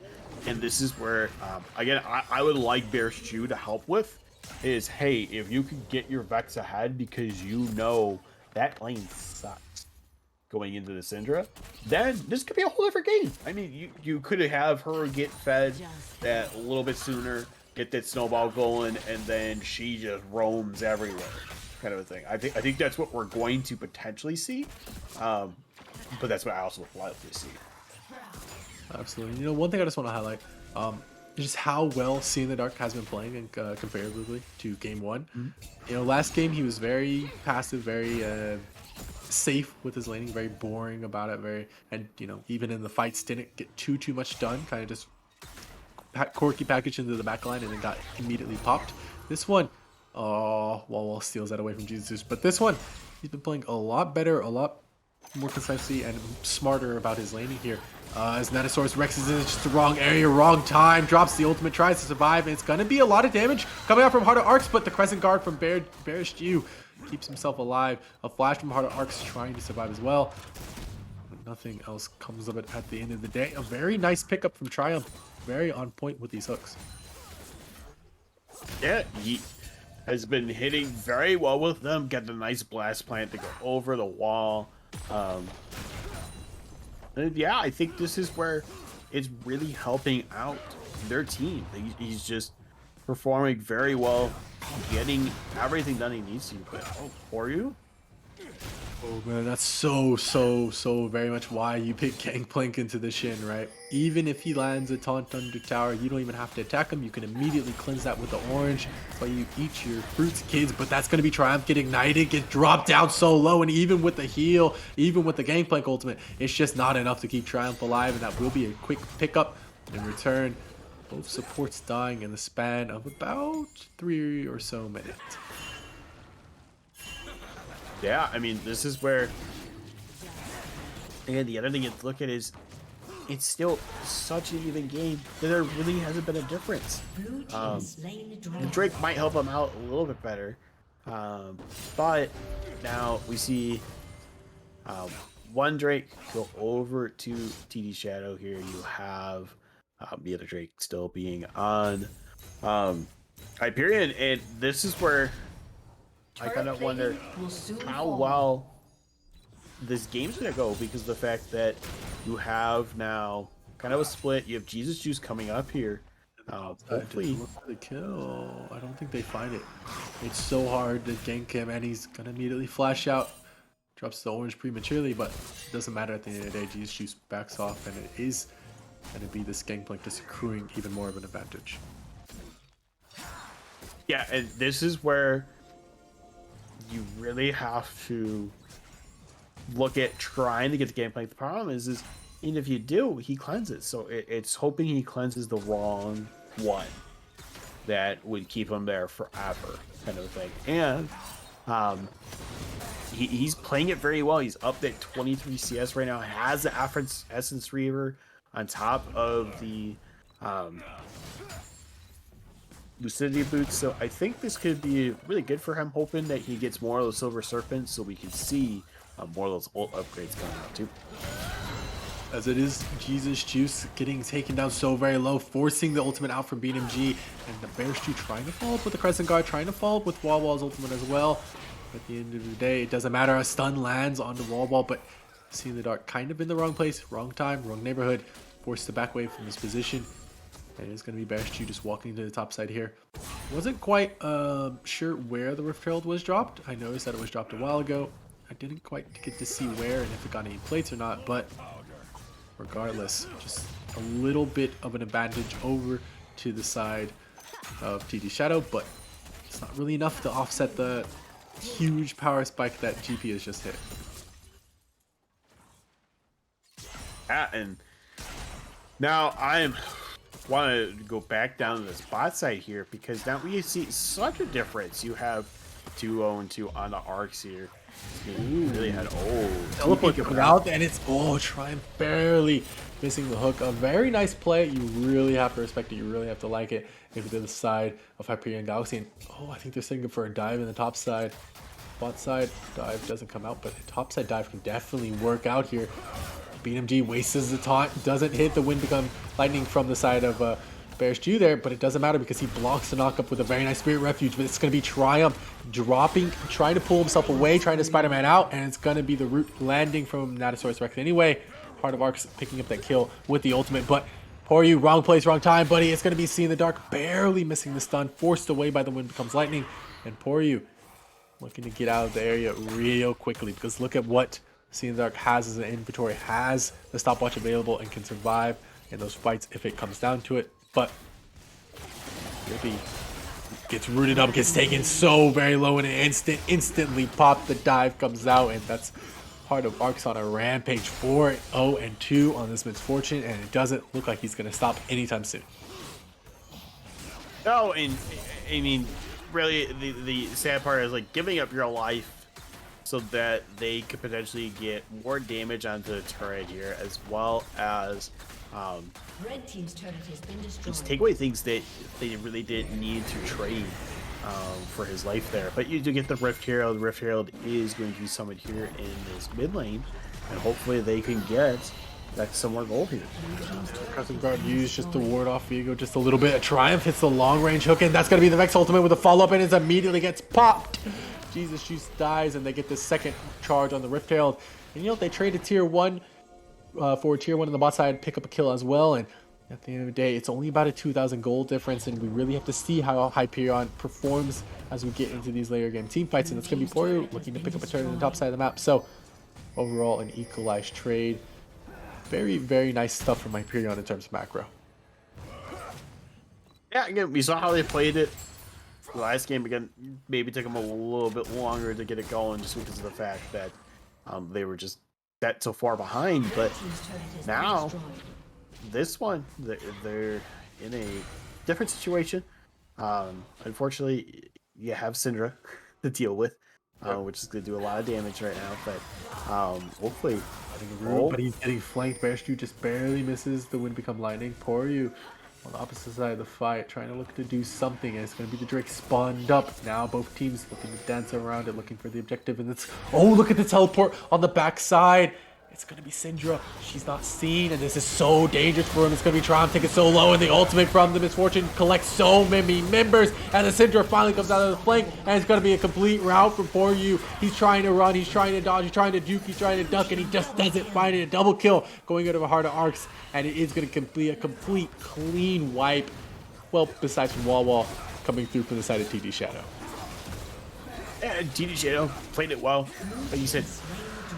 Great engage from a TP there onto the backside, where again they're not paying any attention to it because they're focused on the people in front of them right now. So if they paid attention to a little bit of their surroundings, maybe they realize, hey, you know what, just get this one, we can go push elsewhere and just go from there. Absolutely. Right now, you know, with the way they're playing, you have to imagine that this series goes to a third game. You know, what really won them the game last time coming out from Hyperion was just how they were able to find and secure picks using Triumph's Nautilus, just using him to rotate around the map while his ADC was kind of wave clearing, and then they just rotated over, picked up a kill, went back to wave clearing, and just repeated that ad infinitum. Right now, they're only just now unlocking the Nautilus 19 minutes in the game, so very late compared to last time. And this time they also don't have a big beefy boy in the side lane to really just contest the split push. It's just the gangplank with the popping barrels, you know, doing damage on a certain members. And at the end of the day, it doesn't really matter how much you bully out of Shin. He's still going to be able to get his ultimate off. He's still going to drop a huge heal for his team. And he's still going to keep the crucial members alive. Exactly. And that's where I look at, oh, Barrel got blocked. Very nice block from BNMG, but I don't think it matters. Poru is still going to control the wave, control the side waves, but look who has complete control over the Baron side of the map. It's going to be TD Shadow just flexing their might, flexing their dominance, but look at this. Wall, wrong place, buddy. You're going to get stunned up, you're going to get ulted, you're going to get dropped down. That's going to be a kill going over to See in the Dark. 3-1 on the Syndra. A much better performance over his Corki. And they're going to be starting up the Baron with that one crucial misstep. Poru does have the ultimate. I think you just wait and you just bide your time, but he's going to teleport immediately. It's only at about a fourth of damage, but a huge stun from See in the Dark. He's playing absolutely perfectly this round. Rex following up with the root, and it doesn't matter. He's going to flash away, and another stun barely goes wide this time, but it's going to be BNMG dropping the ultimate, and it's going to be Triumphs missing the hook. I think you just have to give this. You're only 2 versus the world right now, buds. You can try and steal it with the Baron, but another stun coming down from See in the Dark, and it's just so much damage. The Syndra absolutely dominating his opponents. It is going to be the Baron picked up for Jesus Juice and squad. Now what do they do with it? They're going to more than likely walk it down mid, pick up that tier 2, and start the snowball. Yeah, the snowball train is coming, and gonna hit hard. I think this is where they really need to worry about the fact that you're getting hard arcs ahead. Now, sorry, Rex is getting ahead, and yeah, I'd love to see how they pull themselves together here for Hyperion, because they're behind a fair amount, and I would love to see that they get some bounty gold here, but I feel like it's just not going in their favor. Yeah, about 6.1k behind on the side of Hyperion. They finally have, you know, the objective bounty spawning, so they can look to get some gold back in their pocket that way. But realistically, the easiest and the best, well, not the easiest, but the best way to find gold is just to pick up kills in these team fights. But how do you go about the team fights? They have such a good disengage comp, such a huge wombo combo. It's so hard for the side of Gribby and for the side of Wall, for the side of Triumph and Bear Stew to really get in there. Poru, of course, has huge barrels that he can launch over the top, and I think that's what you just have to rely on, that lucky barrel crit to find so much damage on the right target. Yeah, I mean, if you can, great. If you can't, I mean, oh well, it does happen. Triumph is taking way too much damage from Lance here. Crescent Guard from Bear Stew coming out, keeps his support alive. Nothing else, but finally BMG able to bully out the Gangplank, return all the damage that he did to him this last time. 500 Stillway Serpents reached, so this will be the first upgrade from Gangplank, and you have to imagine it's going to be the Death Starter. Yeah, look at that hit there. But yeah, I would assume it's Death Star too. But yeah, Syndra just showing again. Just doing way too much damage. Yeah, this Syndra very, very strong over here. 3-1 and 3, but she's looking to get collapsed on. Getting a little bit too aggressive down here on the bot side. BMG and Poru fighting up here as well. He's dropping the ultimate, but look at the bot side of the map. It's going to be the Zanya's coming out as well. It's going to be a pickup coming out for Bear Stew, and it's going to be Poru just looking to run down BMG here. Doesn't quite find it, but you know, Misfortune taking a turret there in the mid lane, rotating to the dragon, and it's going to be their penultimate soul point. So very nice pickup, Drake, and it will be again, curiously enough, the Infernal Drake. Yeah, and I like that we are seeing it again as like that soul. I think it just is such a good Drake in general, but even better when you make it a soul. But I again, this is where I'm really hoping that Hyperion kind of comes back here, but it's taking a lot longer than I'd like it to. Yeah, it really is, and I think, you know, at this point they've been successfully outscaled, except for in the top side of the map. Really, the only place where they can hope to get any sort of scaling out. The Vex kind of falls off at that 2-3 item mark. The Xin Zhao falls off, of course, you know, at that 2-3 item mark, and is really only the GP for their hope for their late game. Realistically, Samira does super well if she can find the way to sneak in, but you know, with the Natosaurus Rex on point with the Zyra, I don't think Gribby is going to have too fun of a time playing Samira in this game. No, and I think that's the problem. Is like you want to enjoy it too. Like you want to enjoy the game. Of course, you want to win, but you also want to enjoy it at the same time. You can't really enjoy your lane. Oh my! You're stunned, but I think Seeing the Dark's just in the wrong place, the wrong time. It's going to be the knockup coming out from Bear Stew. Seeing the Dark taken very low, but at the end of the day, it's just not quite enough. Bear Stew flashing on top of the Syndra doesn't quite hit the stun, but it doesn't matter. They keep him alive. BNG trying. He keeps his AD carry, or sorry, his mid laner alive. Gribby in the mid lane for some reason getting taken out. It's going to be the flash. It's going to be Triumph hitting the root, and it's going to be the pickup for Seeing the Dark. But look at that. They do land the ultimate from Wall. They're looking to chase down BMG. Doesn't hit the hook. At the end of the day, I think he just gets out. But it's going to be the immediate flash from Wall. He does not care. He wants this kill. But look at what they're giving up in the mid lane. I think they just gave up the game. They're chasing for this kill. And I think Shin just has to sacrifice his life if they really want to end the game here. Jesus Juice taking the tier 4s here. And it's going to be the double taunt. He stopped both of them. Oh my gosh. And he's getting out of it. He's getting away with murder here, folks. Wall dropping the teleport. He tried to teleport to a turret. It doesn't matter at the end of the day. BMG again staying alive. And it's going to be Bear Stew getting taken out. It's going to be us going to a game 3. Yeah. Game 3 happening. I am very excited for this because TD Shadow came out like a whole different way here too. Like you thought that like, hey, you know what? Game 1, you did great, but you unfortunately didn't get the win. Now you change up a little bit of your team. It's going way better for them, I think, just because Nanosaurus being on the Zyra there, helping Orcs out, being on more of a comfort champion. I think this performance from TD looks like a whole different team here now. Absolutely, about an 8,000 gold difference, and they didn't look really out of control the entire game. The game plan, like you said, the one that did the most damage in the game, the constant fighting. But at the end of the day, how do you really match up when a Syndra and Heart of Arcs on the Misfortune was just running through your team realistically? So a 26-minute victory going over the side of TD Shadow a lot sooner than Hyperion Galaxies. I think it was 38-minute or something close to that. So maybe that Yeah. might tell us something, how each team wants to play out. But we will be looking at a quick little break here as we hop into the lobby for game number 3, the final game of TD Shadow versus Hyperion Galaxy. Don't go anywhere, folks. Nice.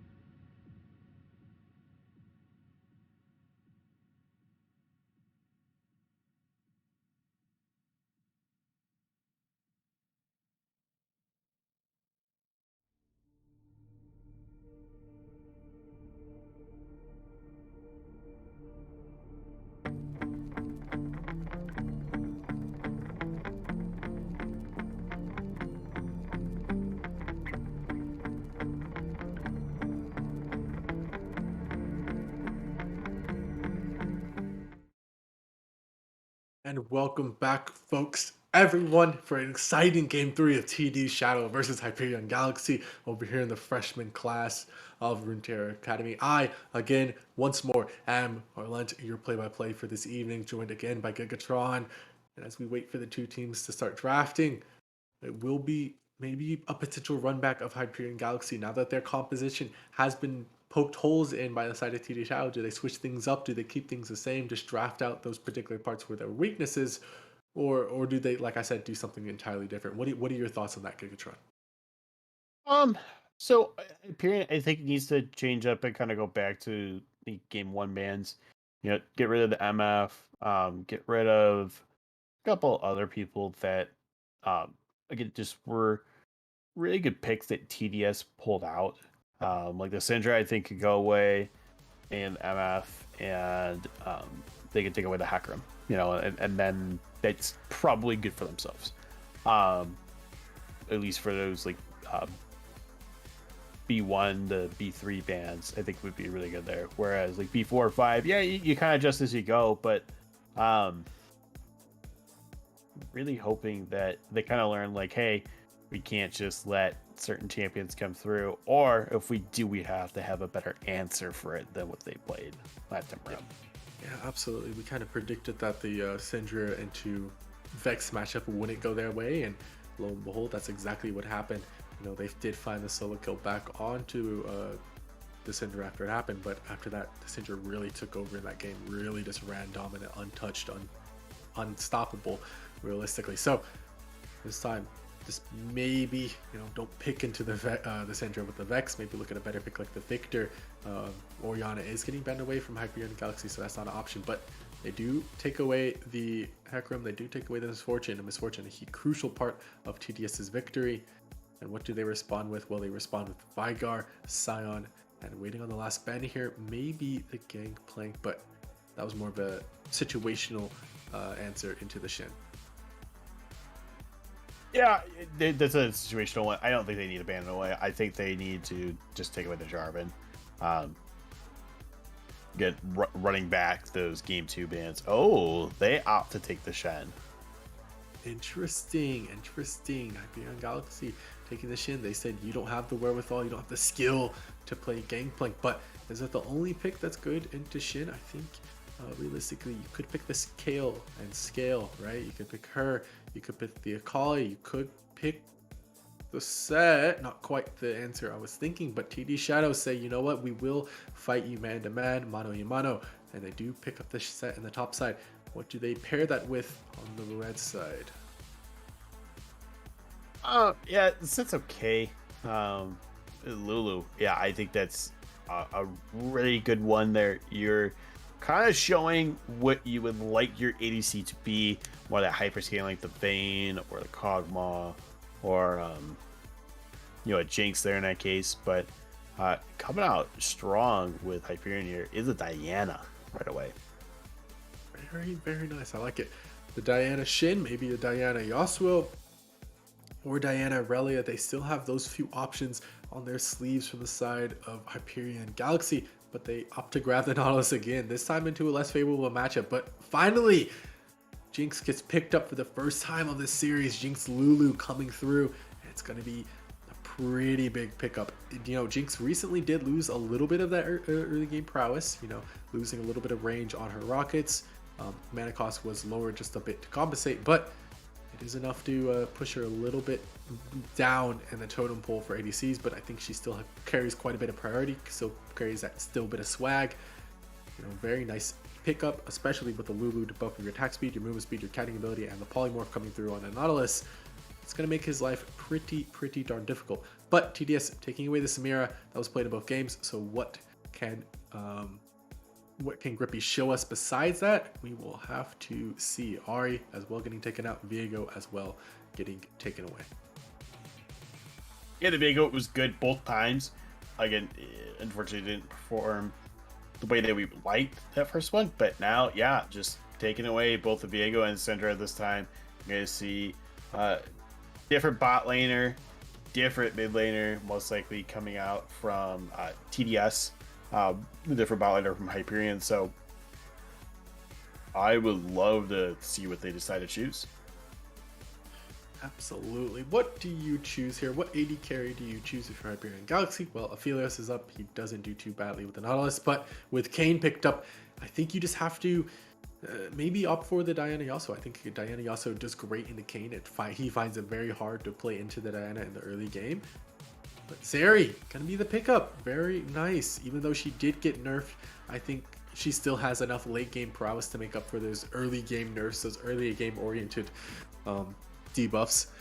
So we will have to see how well Ryby can pilot the champion, if his kiting ability is on point or not. What else do you grab in the mid lane? Do you blind pick the Vex? Do you blind pick a Syndra? Do you blind pick a Victor? Syndra is banned, my apologies. But it will be the LeBlanc picked up for Hyperion Galaxy. Yeah, the LeBlanc, I think, is really good. Nice mage assassin that can blink in, do a tremendous amount of damage, and can really probably punish the Kayn if they try going after him early or go after the Jinx in the bot lane. Absolutely, absolutely. And Vex picked up for TD, so they saw a little bit of Vex prowess on Hyperion Galaxy, but they said, we can pilot it better than you can. So it will be See in the Dark picking up the Vex into the LeBlanc, and I think it's a really good matchup for the Vex here. Just W the LeBlanc dash in, and you're sitting very, very pretty. Yeah, I mean, just so many different things that they could do. You have like the short dash coming out from Kayn, you have the Shadow Surge coming out from Vex, you have the nice little very good hop from LeBlanc, with her blink. You have Zeri who can just hop it over terrain and it'll just go for a nice little ride. But yeah, I like Hyperion's, I think, a lot more this time around, just because Shen evolved to a lot of taunts. You have Diana, who again with the Moonfall should crush down and bring in a lot of the champions there and punish them. And then you have Zeri, who only is just going to ramp, basically, as much as possible once she has that lightning crash going. So, yeah, I would love to see this bot lane. I would love to see jungle again this time around, and see how Diana differs compared to last time around of being on the Xin Zhao. Absolutely. I have to agree with you. Yeah, how does Bearish do pilot Diana versus the Xin Zhao? Last time his Xin Zhao wasn't really able to get the ball rolling on too many plays, and I think you have to kind of get the ball rolling on Diana. You can't really sit back and power farm until you hit that spike. You really need to force yourself to get the spike.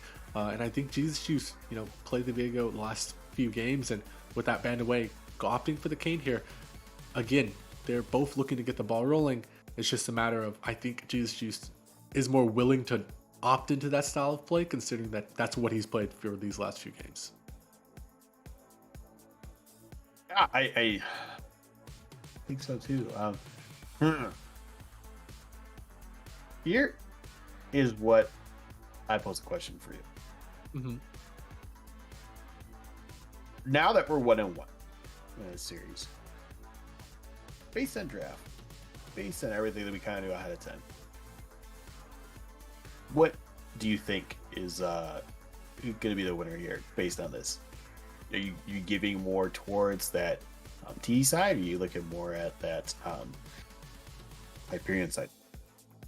Put me on the spot, but I think it really is just a question of, well, it's a few different scenarios, right? It's a few different points of interest, if you let me elaborate. So one thing that we did see is pretty consistently, Heart of Arcs and Rex pretty much outperforming Triumph and Gribby in the bot side. Game 1 and 2, they pretty consistently won lane. They just weren't able to just transition it into a lead outside of lane, except in on the Misfortune game, correct? So I think if they can find another advantage, they'll be in a very, very good spot to win. The mid lane is more of a question mark. It's more of a gray area for me. LeBlanc can definitely win the matchup if he plays it a little bit differently than normal, dashing off to the side instead of directly onto the Vex. And the Vex can win the matchup if she's very careful about when she uses her fear. So that one's like a gray area question mark. The jungle matchup, Also kind of a question mark. It's just really a question if Bearish can adapt to the different playstyle and if Jesus Juice will keep up his aggressive playstyle, aggressively looking for ganks. And then in top side, I think you kind of have to give it over to Poryu, because no matter what he's been picked on into BMG, he's just kind of been consistently dominating him. So those two areas of the map plus the two question marks, it really is making me wonder how do you win this game on either side. But I think you kind of have to go with TD Shadow just because Jinx Lulu goes so much harder than the Shen here.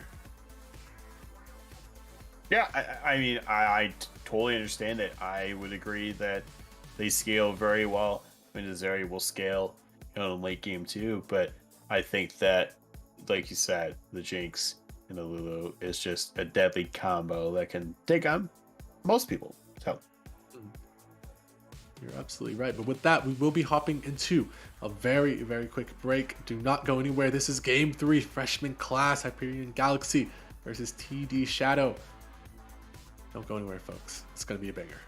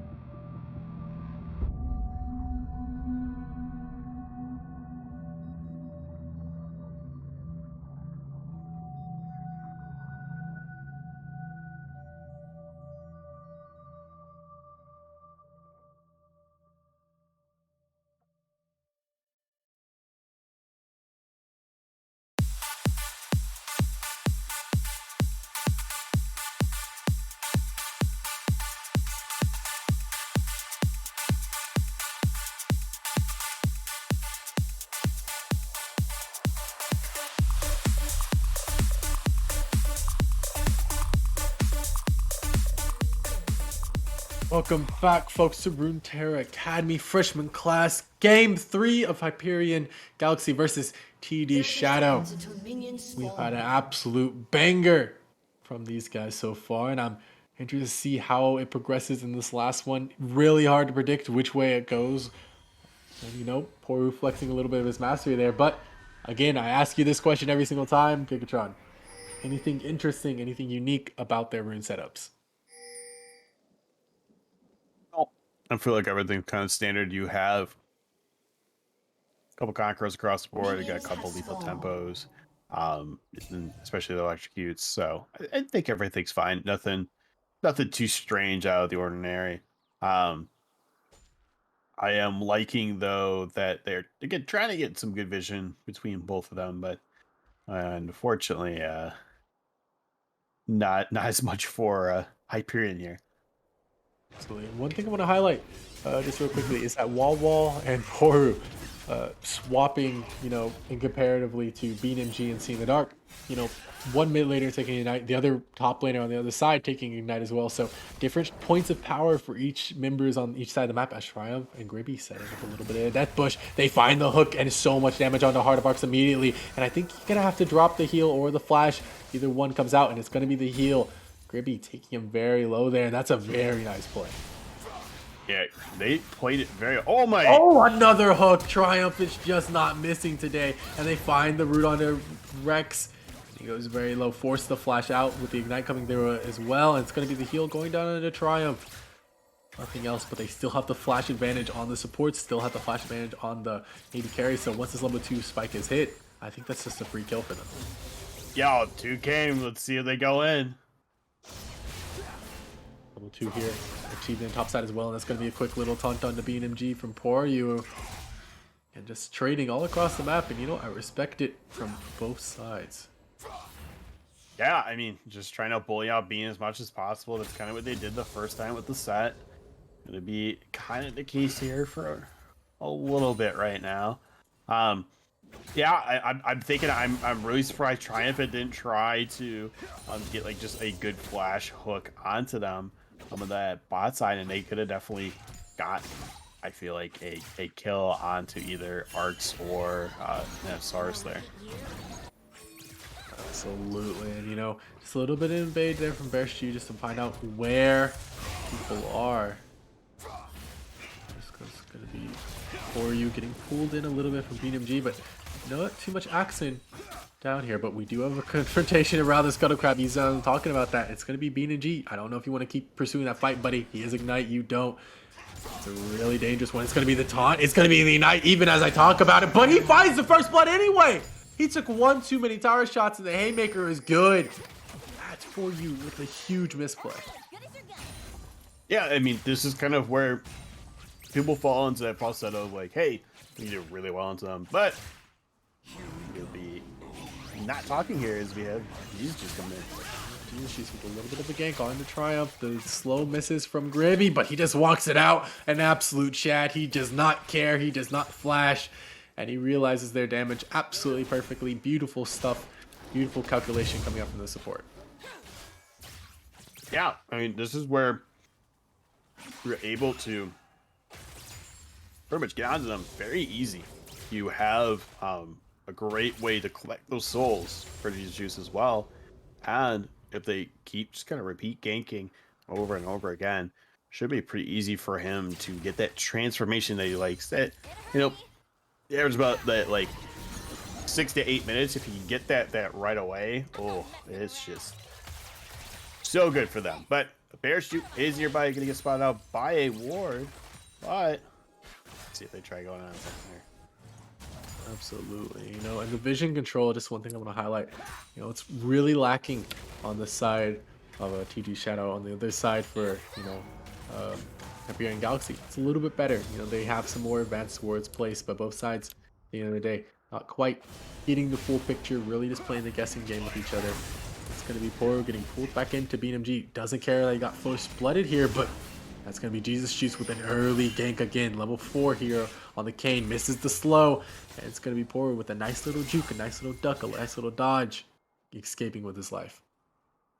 Yeah, I mean, he's playing it well, understanding that, hey, You see that the icon's coming there for Kane.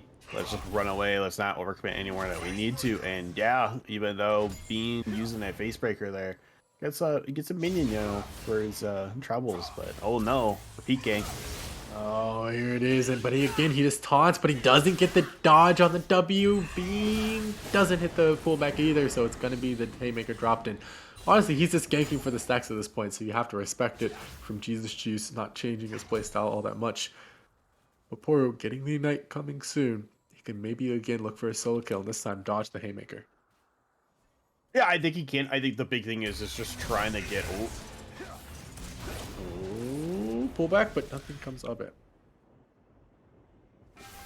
Yeah, with the face breaker, a lot of time people just kind of just trade it, see if they can get something out of it. But looks like we are going to see Bearish Jew clean up his first Drake here, going over to Hyperion. So yeah, I think this is gonna be real interesting because now we won't have an Infernal Soul. We're gonna have to have something else. And it's gonna be Air Drake next, so it could be all three of the other good Drakes that people love having. So excited to see which one we get. Yeah, you know, honestly, I think it's probably best if we get a mountain or an ocean. Honestly, all these Drakes are just so good for both teams.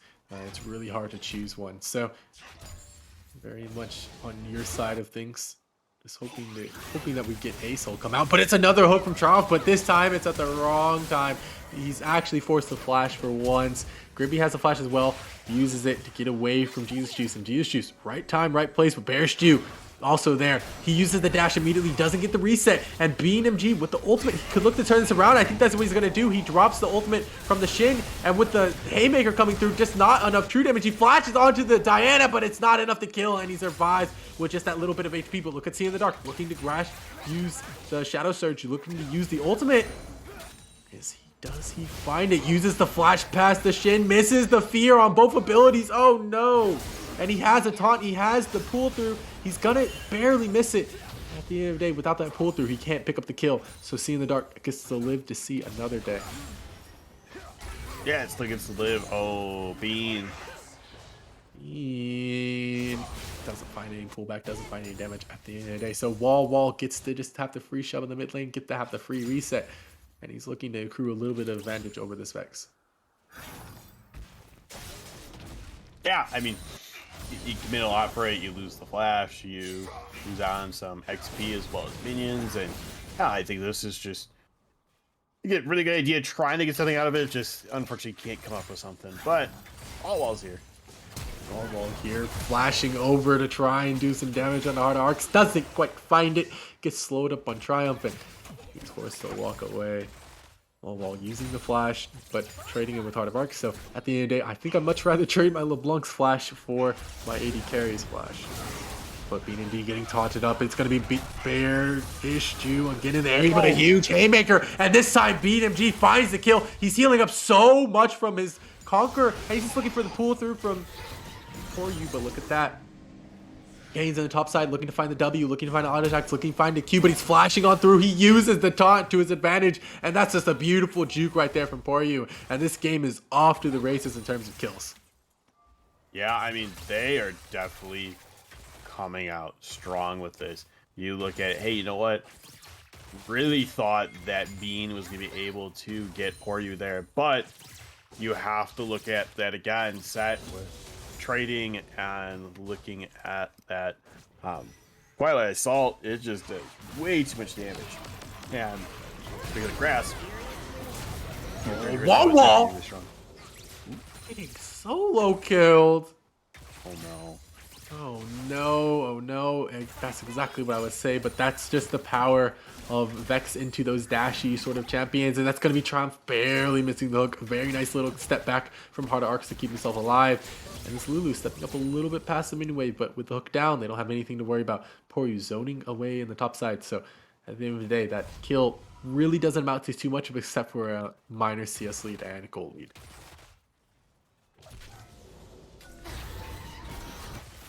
No, another gank potentially happening here. Bear shooting in the area, but Triumph finding a hook, and in the top side, so much damage going down to Poryu as well, but he's haunting up Jesus Juice as well. BeatMG does find the haymaker, but at the end of the day, they do survive the bot lane play. And oh, Triumph this time rarely missing the hook. It's the minion instead, and it's just going to be Gribby and Heart of Arcs trading kills back and forth, but they're going to look to shove in this wave. They have to shove it in now. So Bear's Jew can't get this gank off. He's looking for the angle, looking for the range of the abilities, but it's just going to be Heart of Arcs playing this so well, playing it so hard, and that's going to be the lightning crash coming out. He misses the ultimate on the tower, and it doesn't even matter. Poryu is in the area on the scene, and they're ready to pick up the kills. A double kill in the bot side of the map, and it's going to be plates going over to Gribby. It's going to be great aggression from Bear's Jew trying to come in. See if you can land out stuff. But unfortunately, you have to rely then on Poryu, but Poryu is good to have that. So now, ooh, the Kane. The Kane, but maybe he gets kited out by Gribby here. He doesn't quite find the wall ride, and I think it's just going to be a kill going over to the Kane. Yes, it will be a very free pickup. Yeah, I think there you could have waited on the wall ride a little bit. Could have just gotten a couple auto attacks out onto him because you already threw out your beam, and then from there, you can hope to just kind of kite back, use what you can, and just go from there. But yeah, it could have been a lot worse. Could have been multiple sets coming out there and they can. But regardless, Triumph and take it way too much damage. Ooh. Yeah, See in the Dark just kiting that out very well, and I'm not quite sure what Triumph was doing. It doesn't really matter as they look to contest this next Drake. Not quite sure if this is the Drake you want to contest, especially when you're, you know, not exactly up in terms of gold, about 600 behind, which isn't big, but could be enough. Ignite going down to BeamMG. He has the flash in a few seconds, but he doesn't need it at the end of the day. Poryu's just looking for that one taunt. I think he's going to have to use his flash here. Finds the taunt against the wall, finds the kill, finds the pull through. But they at the bottom side of the map, they find the hook. Triumph doing what he can, and it's going to be the immediate flash from Bear's Jew to pick up the kill. So even if they trade the Drake, they do not care. Speaking of Drake, it is, or sorry, speaking of Kane, it's going to be the red Kane. It's going to be the Bruiser Kane coming out. Wall getting stunned up a little bit. Buddy, I don't know if you want to be there. He's taking so very low, so much damage coming up from See in the Dark. And it's going to be Rex popping his own ultimate to keep himself alive. Bear's Jew looking to chase it down, looking to use the dash, looking to use the resets. But look at the shields, look at the speed up. He's not sure what he wants to do. He can't make up his mind. And he gets carried out. There's going to be a solo bolo coming up from the support here. Yeah, I mean, this is where you really have to kind of punish a mid laner of like, hey, you're overstepping, you're being here way too long. And the problem was like, oh, well, I'll just poly you, or oh, I'll just shield myself, or worst cases, I use regrowth on myself just to make sure that I am topped off even more. And once they kind of realize that they overcommitted it a little bit too much, getting hit by that turret and kind of all she wrote there. But you see now that Set has his Hope Breaker, going to be going into the Shen, hopefully taking not as much damage there, and maybe he can do something different for T Shadow. Absolutely. So yeah, Hullbreaker finally completed on the set, and I think, you know, like you said in the last time set was picked up, I don't think it's his best item. I think it's a very bait sort of item. I think he gets baited into building it just because it kind of a little bit has the stats he wants plus extra, but I don't think it's his best item. I think it's really, you know, still a gore drinker angle coming out from him, but we will have to see at the end of the day what else he builds up for his mythic. But like you said, items coming through. It's an interesting one coming out from Diana. It's going to be the crown of the shattered, what, I miss saying it, but we have an engage in the mid lane. It's going to be him missing his ultimate from Bear's Jew. It's a rough sight to see. Heart of Arcs is missing, sitting in the bot lane middle part, and it's going to be a very good flash from Wall. I think they go for it again in the mid lane, especially this time since he doesn't have the ultimate, doesn't have a way to get out, and is in the top side as well. So many fights just happening across the map, but at the end of the day, nothing comes of it. Yeah, nothing comes of it, but that's where, again, keep trying to gank the Shen. He's not going to really give any more than he needs to. Oh, Jesus Juice. Jesus Juice. Looking for the gank, gets taunted up. Bear's Jew is in the area. He gets the dash on through, but that's going to be the dunk from BeamMG, and look how much damage Bear's Jew is taking, and it's just healing from Jesus Juice. It doesn't even matter. Poro gets the run away, but BeamMG is right there. That's going to be the fear up from Vex. She shows up, gets the shutdown, and honestly, I think this is TD Shadow's chance to blow the game wide open. Yeah, he is definitely doing a lot here. I mean, you have to look at that Green Jesus Juice, Bean, and See the Dark. They're getting those runs off when they need to. They're getting all the things that they need going for them. But oh my, Nosaurus! Ooh, Force T's ultimate again. Triumph is finding so many good hooks in this laning phase, really just putting the pressure on them and allowing this Zeri time to CS, time to collect minions. Very, very nicely done from this support here.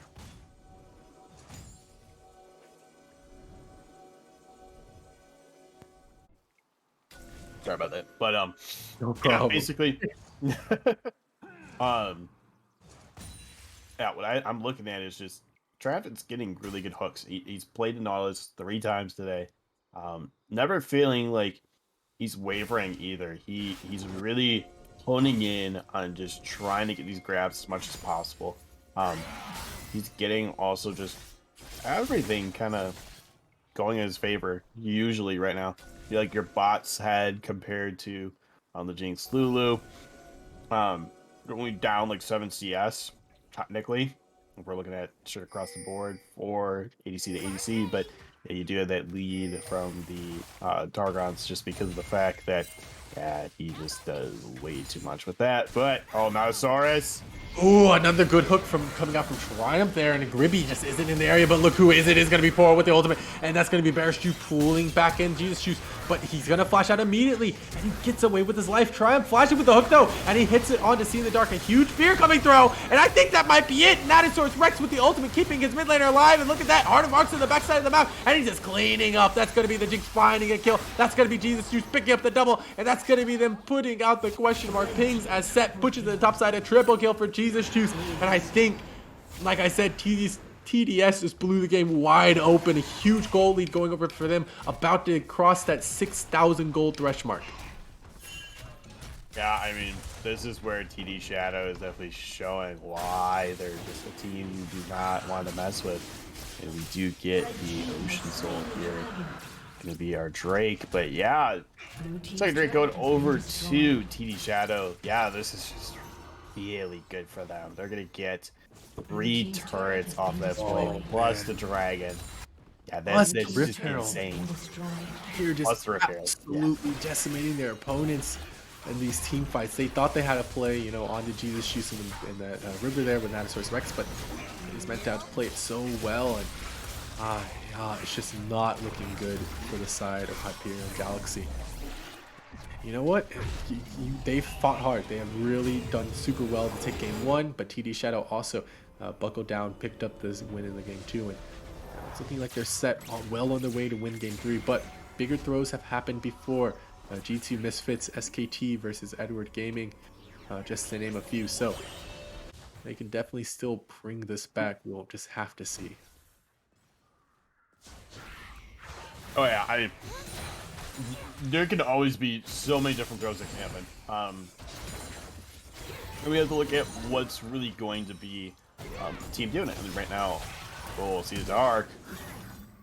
Dark force the flash, but a Triumph with a beautiful hook all the way from downtown. He's trying to get the fear, he's trying to get the ultimate, he's trying to do something. Already used the flash, so it doesn't matter. That's a shutdown from Bearish Jew. Very, very nice. Heart of Arcs stepping up here in the top side, just going to look to auto attack down the Shin, force him to take the turret there. And that's going to be the Jinx picking up a Kraken Slayer. Very nice item pickup into a relatively tanky team comp on the side of Hyperion Galaxy, but they're really on a timer here against this Jinx. Yeah, they really are, because she's at 1.5 items. Once she gets to 3, she just exponentially gets even higher and higher and higher, and from there they really need to worry about that. But this is where Baron is going to be up right now, and you have to wonder who's going to take it. Yeah, you know, we wonder, but it really it's more just side of Bearish Jew maybe getting a steal off. That's the really only way I see Hyperion Galaxy at this point picking up a Drake. But yeah, it's just Jesus Jew's absolutely dominating on this pick 4 and 0. 4 on McCain, and he's just looking to get stronger and stronger, opting for the Sorry, opting for the Black Cleaver. That's not the Death Dance coming through for this Kane here. And BMG getting taunted up, getting the sword pulled through him. Just a little bit of damage coming down on the Poryu. He doesn't really matter. He's so incredibly tanky. But that's going to be the Conqueror finally popping. And he has the Ignite coming through from Poryu. A huge Haymaker that just barely misses the true damage. But the dunk does come down. Does Bean do enough? Does he find the last auto attack? He does. And that's a huge part of the side of Hyperion Galaxy's call missing. Because now that opens up the Baron to be contested in the top side of the map. And I think that will be the call. That will be the rotation coming through. And that's a very smart play from TD Shadow. Yeah, TD Shadow just getting a really good plays. They're having really good trades. Like even here, like look at this. Oh man, Bean MG just running down wall here under turret. He does not care. He has a Haymaker, and that's gonna be a beautiful ultimate from Sea in the Dark. They hit this Everfrost, they hit the Ignite, but it's gonna be Gribby just barely surviving. Bearstew doesn't get the ultimate off, uses the Zanya's Hourglass. A huge shield comes through. Is it enough? But yes, it is, just barely. But Gribby getting kited on the backside. Look at that. Even with Poro picking up a kill, picking up the support, it doesn't matter. Part of Arcs is just a turret just blasting him in the face, and he can't do anything about it. BMG takes down a turret in the bot side. Wall can't stop him, and it is just an emphatic victory. 9,000 gold up for the side of TD Shadow. Yeah, TD Shadow just doing BMG. a lot here. Oh, Wall! Nice. Flash. That's a rough situation to be in, and I think they just get this Baron reset and immediately walk through the Drake. It's about 50 or so seconds from spawning. Very nice smite coming through from GSG's, but Sea in the Dark secures it. You gotta take these empowered recalls, get the money that you need in yourself there.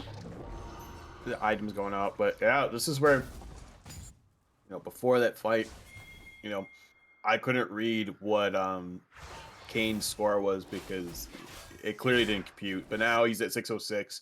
He's doing a lot right now, keeping TDS going forward. And yeah, I mean, he's got Black Cleaver, he's got the Spectre's Cowl.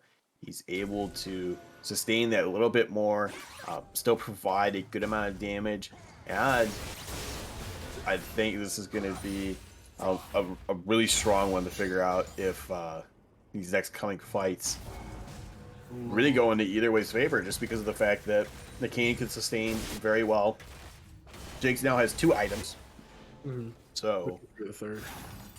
But that will be Triumph landing hook on the BMG. Absolutely nothing else comes out. But one thing you just have to look aside, they're opting to trade a turret and a little bit of gold onto themselves for a whole Drake. And it's closest soul point, and I don't think that's the correct decision to make. You have to try and contest every little objective you're trying to get. And that's just going to be Bearstew forced out of his own jungle there. Walks right into Jesus Juice though, and he walks right into his team, and that's going to be a pickup. And even though he gets the 4-man ultimate, it doesn't matter at the end of the day. They're going to start pushing towards the enemy Nexus. Maybe this is the end of the game, you have to imagine. As the ultimate lands on a wall, they take it, See in the Dark, but he doesn't go far enough with his dash. And they miss with the Jinx rocket, and he's just going to be stopping the recalls from BMG. yeah, I mean, he's got to stop all the recalls as much as possible, but that's just really unfortunate for Hyperion here, is they're just able to crack through this mid, no problem. They got the Baron empowered minions trying to smack down on these Nexus turrets. Wall gets rooted up, and that's going to be the ultimate coming down from Poryu. Going to be trying to survive. Juice just walks away, and that's going to be a taunt onto Notosaurus Rex. He's taken so very low with the Ignite ticking, but he just barely survives, barely gets out of the situation. Triumph, they're looking to chase this one down. They're going to be using the ultimate. It's going to be such a long ways away, but a huge fear lands on the 2 members, Poryu and Bearstew. But look at that hard mark on the side of the map. He's looking to try and start the fight, and it's going to be the teleport coming in. This is going to be the last fight. You have to imagine, folks. GSU flashes in the middle. He finds Grippy. He finds a knockup. They find a kill on the support, and it's going to be the Jinx Unleashed. She's going to be start running him down. That's going to be a triple kill. They're looking for the Quadra. They're looking for the Pinta, maybe. One last auto attack will do it. He's finding the Quadra. This might be his Pinta. Heart of Arcs, he's looking for the angle, looks for the rocket. It is so low. He chooses the wrong target, and they're going to start on the tier 4s. Do they just die for the Pinta kill? He's looking for Wall, doesn't quite find it. One more auto attack. He gets the Pinta, folks. And that will be Heart of Arcs putting a nail in the coffin of Hyperion Galaxy. Wow, I mean, this is crazy, because we were talking about it too, like, where's this kind of going? Like the draft was pretty interesting from both sides. I really did love this one a lot coming out from TD. They basically played it very well. You had that nice hyperscaling going. Jinx got fed at a very good point early on. You had again pretty much a deathless um, Vex coming out, and Kane never died either. So he performed very well, and the Vex was able to get on a lot of people as well. So because of that, I think they just synergized very well. And even though he had a few kills onto the set there, you weren't able to kind of get more out of it at the same time. Absolutely. TD Shadow taking the 2-1 reverse sweep over Hyperion Galaxy. Hyperion looking so dominant in the first game, but once their secret was cracked, once their composition was saw through and poked holes into, they kind of just fell apart. The Jinx doing so much work there, but what got the Jinx to that point, except for the jungler on the side of TD Shadow, a very big performance coming out from Jesus Juice. Didn't quite surprise us in games 1 or 2, but games 3 really came through, really pulled himself through and got a 7-0-9 on this Kane. Huge advantage over the Bear Stew. Um, very good performance from this Kane. Yeah, I mean, Jesus just I mean, we've seen him before. He's got a really good pool that he can work with. And that pool definitely shows, hey, you know what? I can have you guys ban out my hacker. I'm gonna play something else. That's the idea that some people realize is like, hey, you know what? When it comes to series and competitive stuff like this, you could play some of your most played champions and just get a couple games in them, and people worry about it the most because they'll be like, "Oh, this man's got over 1 mil points on a character," and I'm like, yeah, but just because you get 1 mil points doesn't mean like Mhm. you're overly crazy with it. You know, you just like playing it a lot. But then when you can back it up and be like, hey, I get a lot of ranked wins with it, you play it consistently too. Yeah, it's definitely showing. So, but again, just Jesus Deuce played perfectly well there. You see the dark lining up as well too, just getting all those good spheres out in game 2. Was able to again just poke very well with Shadow Surge and just get on top of people as much as possible. And yeah, this is a really interesting series that again we were trying to figure out like who's gonna win Yeah. this one. I'm like, I was thinking Hyperion because I'm like, hey, you know what? I'm just gonna go Hyperion, just try to get the new team we haven't seen, before. And now we're like, yep, TDS definitely TDS showing why they're contenders for trying to get going on. Absolutely. But shout out to Heart of Arcs for getting that pentakill at the end of the game. Huge stuff to you. Huge kudos. That's a very beautiful stuff. Um, But yeah, that will be the end of it. Don't go. Well, actually, do go, but come back. That's what I meant to say. Come back for tomorrow. There will be sophomore class games, but that will do it from us over here at Runeterra Academy freshman class. I have been your color caster, or sorry, play-by-play caster in honor of Jeez. Brent. Gigatron over here on as my co-caster as the color. Thank you, Gigatron, for coming out again. Hey, thanks for having me, man. Great game tonight, guys. Hope everyone enjoys, sees us tomorrow. Well, not us necessarily tomorrow, but Yeah, sees the rest of the weekend. We got sophomore, juniors, and seniors coming up. Did you cut out? I didn't. Did you? I don't know. Oh. Oh.